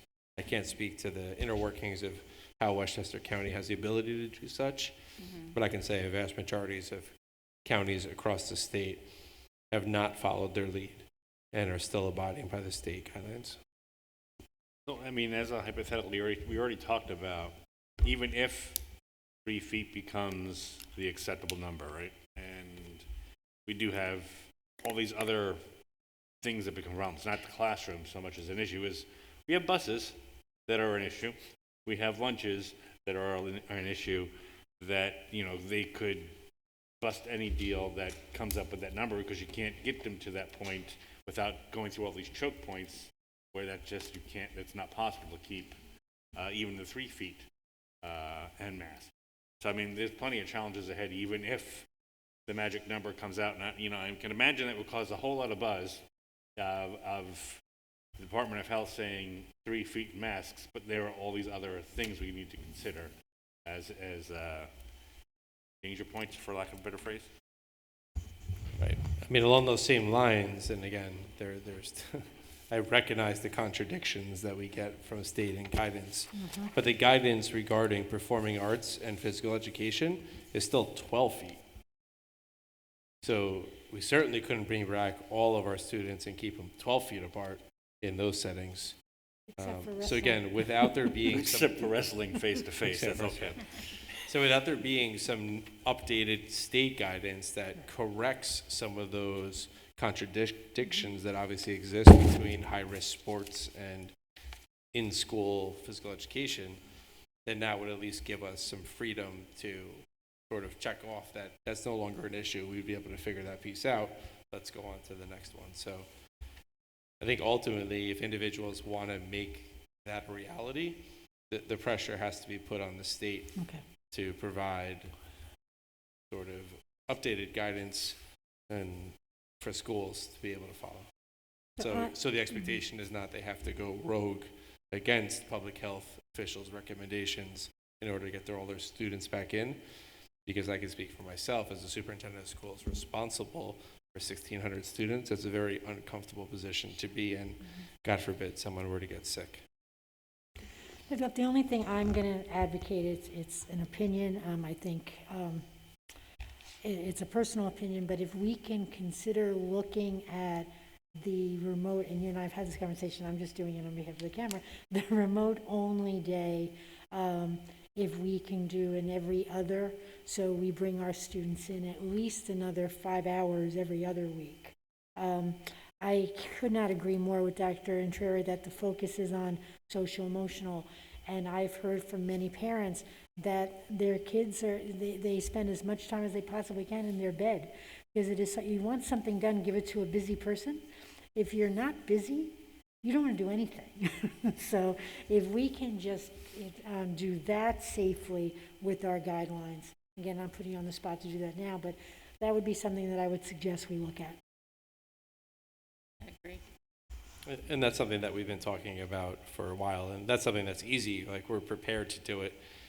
My one caution for that now is that that extra day, that Monday, has saved us a tremendous number of contact tracing and quarantine orders that would have otherwise affected large groups of students, because if we find out a positive case on Monday, the contact tracing doesn't go back to the previous day.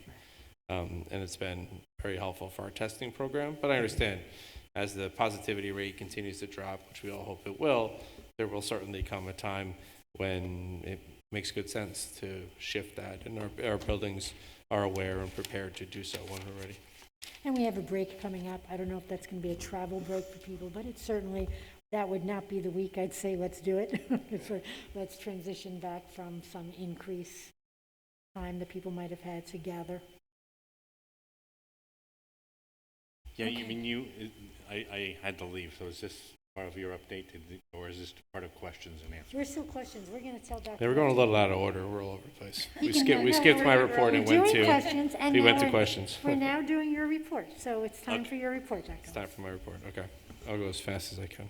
Take So we already recognized our 3 high school students for Pride in Putnam Valley, so I won't go over that again. But the next topic I wanted to talk a little bit about was we recently completed the state-required 5-year building condition survey and capital plan. So we partner with KG&D to do that, and again, this is a requirement of the state every 5 years. Some highlights, they have a priority level. Priority 1 is a life safety issue, requires work or remediation to safeguard welfare of building occupants. That's obviously the highest priority. And the priorities go down to priority 5, which is desirable upgrades to improve operational efficiency, energy use, building performance, building finishes and such. So I'm happy to report that across all 3 buildings and across, all 3 schools and all 5 buildings, there was no priority 1 items listed, so that's a great place to be. So there is some priority 2 items and priority 3 items, so I'll highlight some of those below.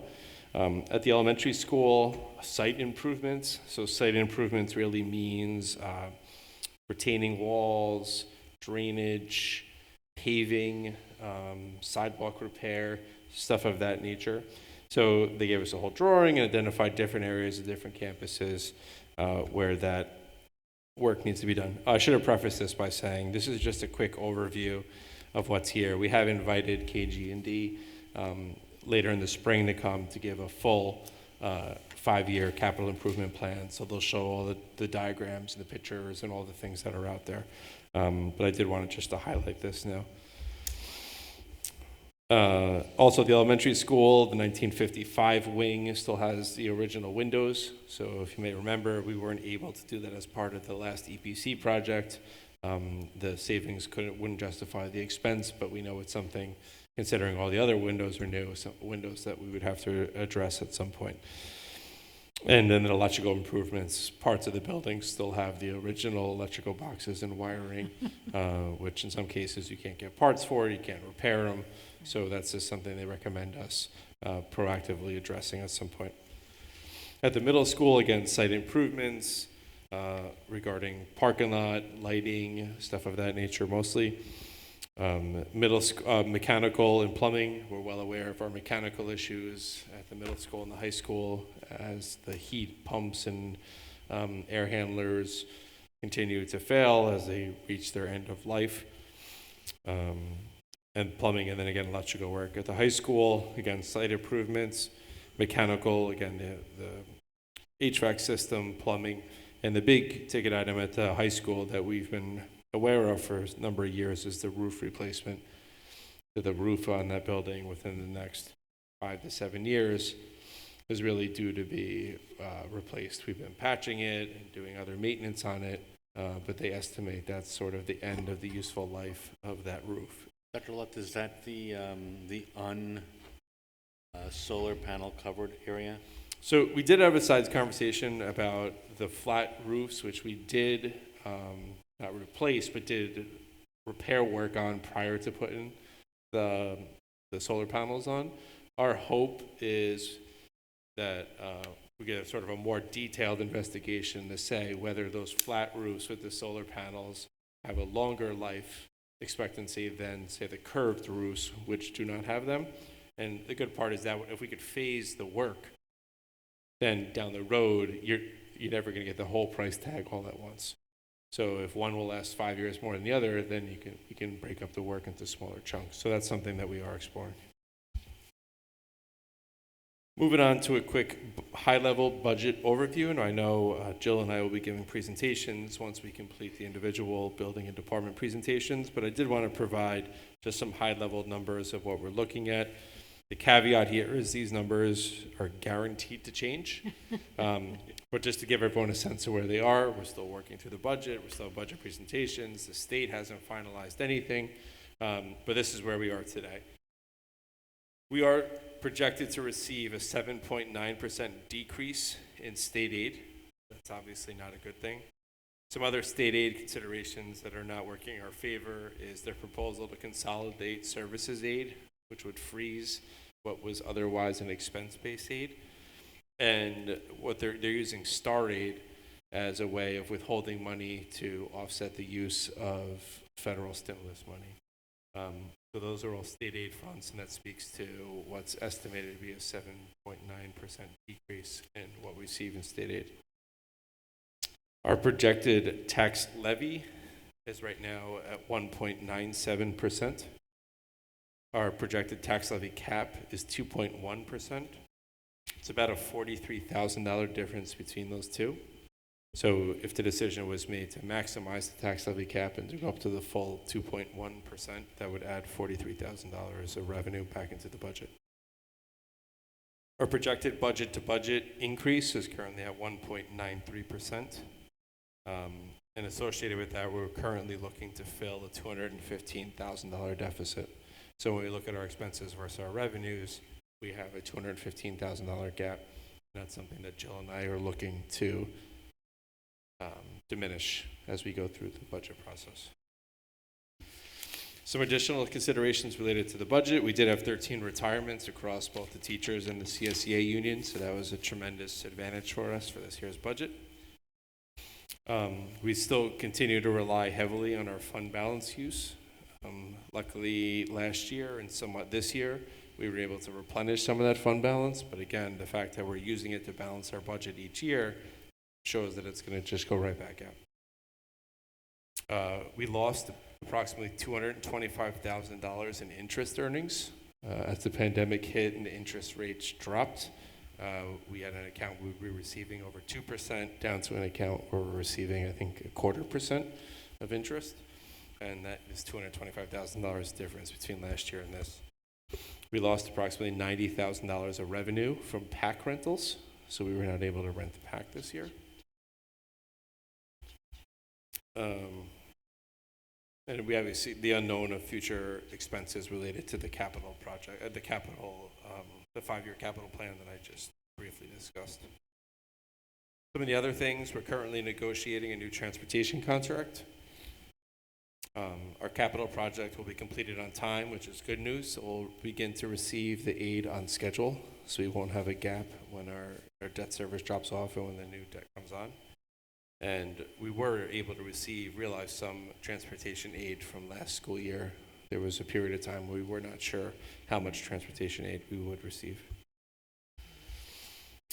The next couple items are really just highlights from a communication I had sent out to both the staff and the community. The first is just a reminder related to the New York State travel restrictions.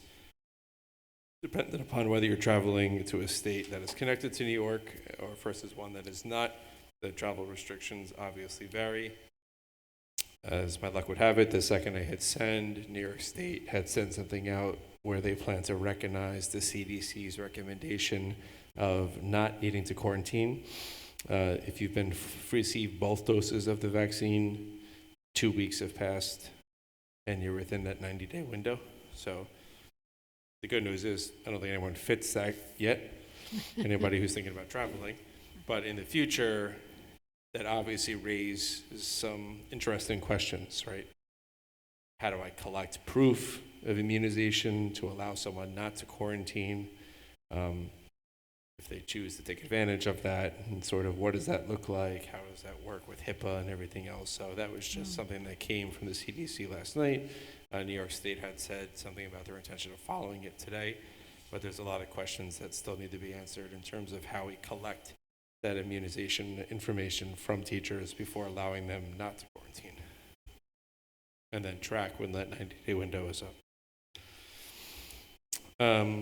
As everyone's aware, we've been hosting a very successful COVID testing program. We've tested to date over 200 in-person students and staff members. We do have one final testing scheduled for Monday, February 22nd.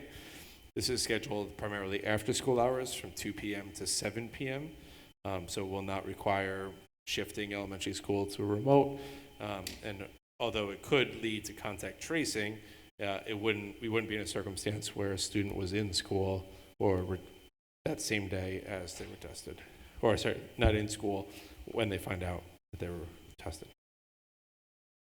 Anyone who's interested in participating in the February 22nd, which is the Monday after break, there's a link to the form, the registration form that was sent home.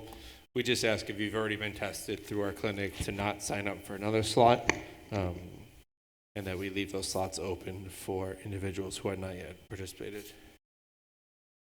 A quick vaccination update. We continue to see high percentages of our staff members receiving the COVID vaccine, and we're working closely with those who are having difficulty scheduling. We were actually able to send 9 individuals over to the Putnam County pod today and get them vaccinated, individuals who were having difficulty getting appointments. High-risk sports, we had spoke a little bit about this. The New York State Department of Health and the Putnam County Department of Health, as well as the school district, have approved the resumption of high-risk sports.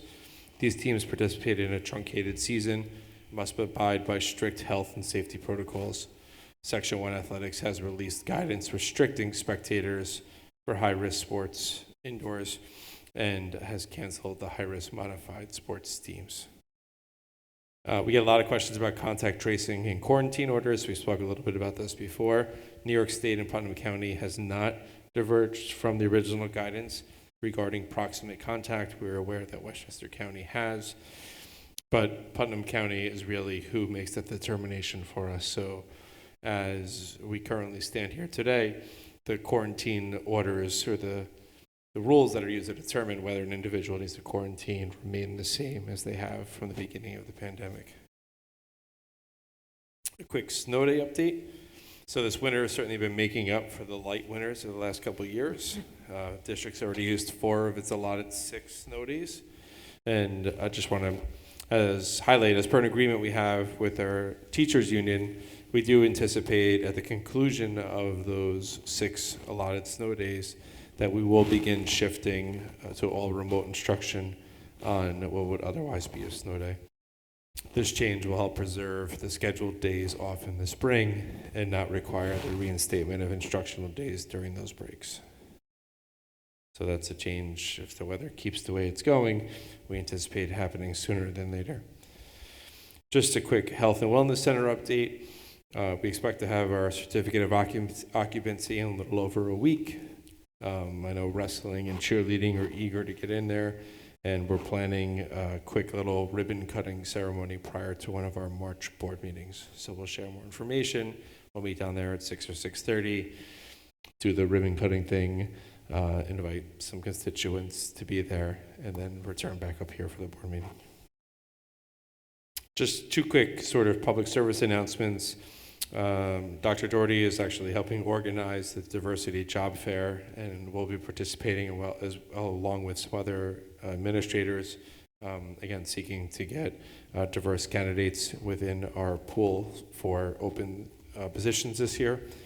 And the district's pursuing an exciting initiative called Today's Students, Tomorrow's Teachers, which is a program that's geared towards getting students who are interested in a future of education paired up with a mentor teacher, and it really targets Black and African American students. That's it. Thank you. Dr. Lutz, on that, on a couple of those things,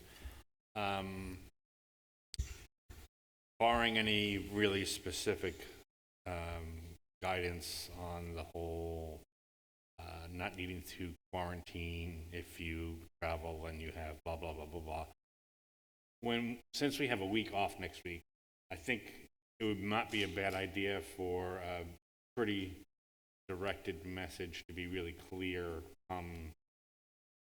the end of next week, so that it is, front of mind of people who do decide to travel to Florida, et cetera, that, it's not just staff. We can't have students in the building either if they don't quarantine. And, it's just the idea of we need to trust our families to do the right thing for the entire district. And it might be a hardship to quarantine for how many days it is anymore. Coming back, so that's just, I hope that we can get another message out near the end of the vacation. I don't know if anybody's gonna be looking at email, but Well, we sent a very detailed message out today, because I want them to be aware of the rules before they go, because you actually have to be tested if you're in Florida 3 days prior to returning to New York. So if you don't see the message until afterwards and you've already left Florida, you've missed that opportunity right there. So we do require proof of testing in both states if we know that you've been traveling. So certainly I want to make it clear to everyone that that is the expectation. If not, then you have to abide by the normal 10-day quarantine. And I watched an interview with the Haldane superintendent about all things COVID there. And they were talking about they had these specific testing days that they also had, but they're looking to change their protocol to probably think that they can get more people involved in the testing and more different people, is to do them in nurses' offices at the end of the day as students are leaving, for students and I guess for staff as well. But I think you might get a different type of adoption if that's something that we work in, especially if we're not going to have those full day situations anymore. I just wonder if that's on the radar at all, or something to change the protocol. Sure. So the testing window, the testing date on February 22nd, that's really the end of our sort of first round of testing, and that'll give us a sense of what our percentage was for the number of tests that we administered. We still have other tests that are accessible to us. There's conversations about using some of those tests to test students who are participating in high-risk sports. But again, we certainly would have the flexibility. The fear of that testing model is if you test a kid in the afternoon and they test positive, everybody associated with that student would need to quarantine. So we can end up testing ourselves into a school closure is the fear. But that, I mean, even though we would test ourselves, it would be if they're a positive, you'd want to know the information anyway. No, I agree. It's just the difference between what we're doing now is if we identify an asymptomatic positive, there's no risk of it taking out a whole building in terms of contact tracing. If we switch away from the Mondays, then that risk would always be there. But you're right, you would likely get a different audience. Okay. Ms. Williams, is there any other questions from the community? And I don't see any public in the audience, so let's move on to new business. And let's start with number 1, Mr. Ferrara. Resolved on the recommendation of the superintendent of schools to accept the resignation of teaching assistant, I don't know if it's Stephen or Stefan, Nemechek from the district effective the close of business on February 26, 2021, as per document number 13621, attached to the agenda and official minutes of this meeting. Second. Questions or comments? All in favor? Aye. Number 2, Resolved on the recommendation of the superintendent of schools to appoint Olivia Roman to a probationary appointment as a school monitor effective February 23rd, 2021, with a probationary period of 52 weeks, February 23rd, 2022, at the middle school on step 1 of the CSEA salary schedule. Second. questions or comments? All in favor? Aye. Number 3, Resolved to set the following dates for actions regarding the 2021-22 district budget vote and board elections. May 4th, 2021, final budget hearing, 7 p.m. at the high school PAC. May 18th, 2021, budget vote and board of election at the elementary school from 6 a.m. to 9 p.m. Second. questions or comments? All in favor? Aye. Number 4, Resolved to approve the notice of public budget hearing, budget vote, and election for the Putnam Valley Central School District as per document number 144/21 attached to the agenda and official minutes of this meeting. Second. questions or comments? All in favor? Aye. Number 5, Resolved to authorize clerk of the district to arrange and enter into contracts for voting machines, privacy booths, poll books, to have the necessary ballots printed, to make other arrangements for the district budget vote and board election, scheduled for May 18th, 2021, as are necessary and appropriate. This resolution shall take effect immediately. Second. questions or comments? All in favor? Aye. Number 6, Resolved on the recommendation of the superintendent of schools to amend policy 4770, graduation requirements, and waive a second reading by suspending the requirement of 40 hours of community service for the class of 2021 due to the state of emergency in the state of New York due to the coronavirus COVID-19 epidemic, and waive the second reading. Policy referenced in the official minutes of this meeting as document number 135-20. Second. questions or comments? All in favor? Aye. Number 7, Be it resolved that the Board of Education hereby ratifies the execution of the certification form for the District 2020-21 school year. Undue burden independent evaluator hardship waiver application by the board president along with the superintendent of schools for its section 3012-D APPR plan.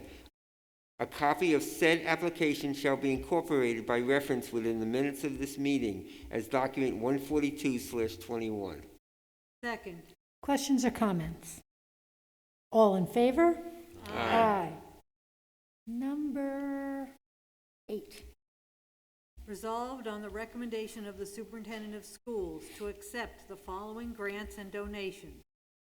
$500 grant from ExxonMobil Educational Alliance Program to be used in the high school's math or science departments to purchase chemicals for the IB internal assessment. $1,050 donation to be used for the Scott Pelletier Memorial Scholarship from a group of friends in his memory. Second. questions or comments? Scott Peltier was a salutatorian at our high school, and he died of cancer back in 2013. Friends. All in favor? Aye. Aye, with gratitude.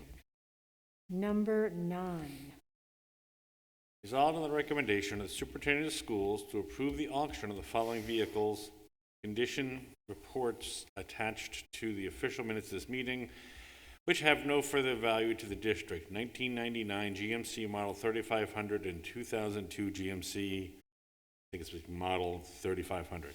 Second. questions or comments? All in favor? Aye. Number 10, Resolved on the recommendation of the superintendent of schools to approve a proposal from KG&D for additional architecture and engineering services for Phase 2 of the 2018 capital project as per document number 143-21 attached to the agenda and official minutes of this meeting. Second. Questions or comments? All in favor? Aye. Number 11. Whereas the educational law provides that the tax collector shall be relieved of the responsibility for uncollected portion of the tax list when a complete list of the delinquent tax items have been certified to the Board of Education, and since the collector has affixed an affidavit to such statement and has filed a statement accounting for the handling of the tax warrant. Therefore, be it resolved that the Board of Education accepts the report of the tax collector as per document 145/21, which is attached to the agenda and official minutes of this meeting. And having determined that the collector has accounted for the full amount of the tax warrant, directs the list of the delinquent tax items with the addition of 2% penalty be certified to the office of the county treasurer and or other enforcement officer, and it further directed that the tax warrant, tax roll, and tax collector copies of the tax receipt be placed on file. Second. Questions or comments? All in favor? Aye. Moving on to the consent agenda and number 1. Resolved to approve the consent agenda items 2 through 10 as presented to the board at this meeting. Second. Questions or comments? We're approving the CSE, CPSE placements. We're approving a budget transfer of approximately $250,000 from the payroll account to the benefit account to pay for retirement incentives and sick time, and personal protection equipment and disinfectants. We're approving a health and welfare contract with Yorktown for 5 students that go to private school, with White Plains for 5 students attending Steppenap, and for Bedford Central School District for 1 elementary school student who goes to a private school there. We're approving a contract with the Eastchester School to educate one of our students with special needs. We're approving additions to the substitute tutor list. We're approving a day without pay for one of our staff members. We're approving graduate and in-service credits for staff members. We're approving additional hours for a staff member, approximately 4.5 hours to work on curriculum and other activities. And we're approving a change order for the capital project, which we heard already. All in favor? Aye. Okay. So do we have any, we have budget presentations. So our next meeting on March 4th, we have the middle school and the elementary school slated to give their budget presentations. The following meeting, March 18th, we'll have our full budget presentation. And then other topics that are yet to be scheduled, we have highlighting the special areas across the district, and that's something that Jeanette has been working on with those teachers. The anti-racism committee update. I know we have one presentation, but we had spoken about doing an update later in the spring. And as I had mentioned earlier, inviting KG&D in for the 5-year plan presentation. And a sample of IB work. With the topic that came up, the question earlier, would it be, what do you think about having a topic regarding the writing process and that writing curriculum? Okay. You can add that. Sorry, Jeanette. All right, Warren, do we have any public comment? At this time, anything from the board? At this time, then, I'd like to make a motion to adjourn the business meeting. Second. Questions or comments? All in favor? Aye. Good night, everyone. Stay safe and warm. The snow is coming.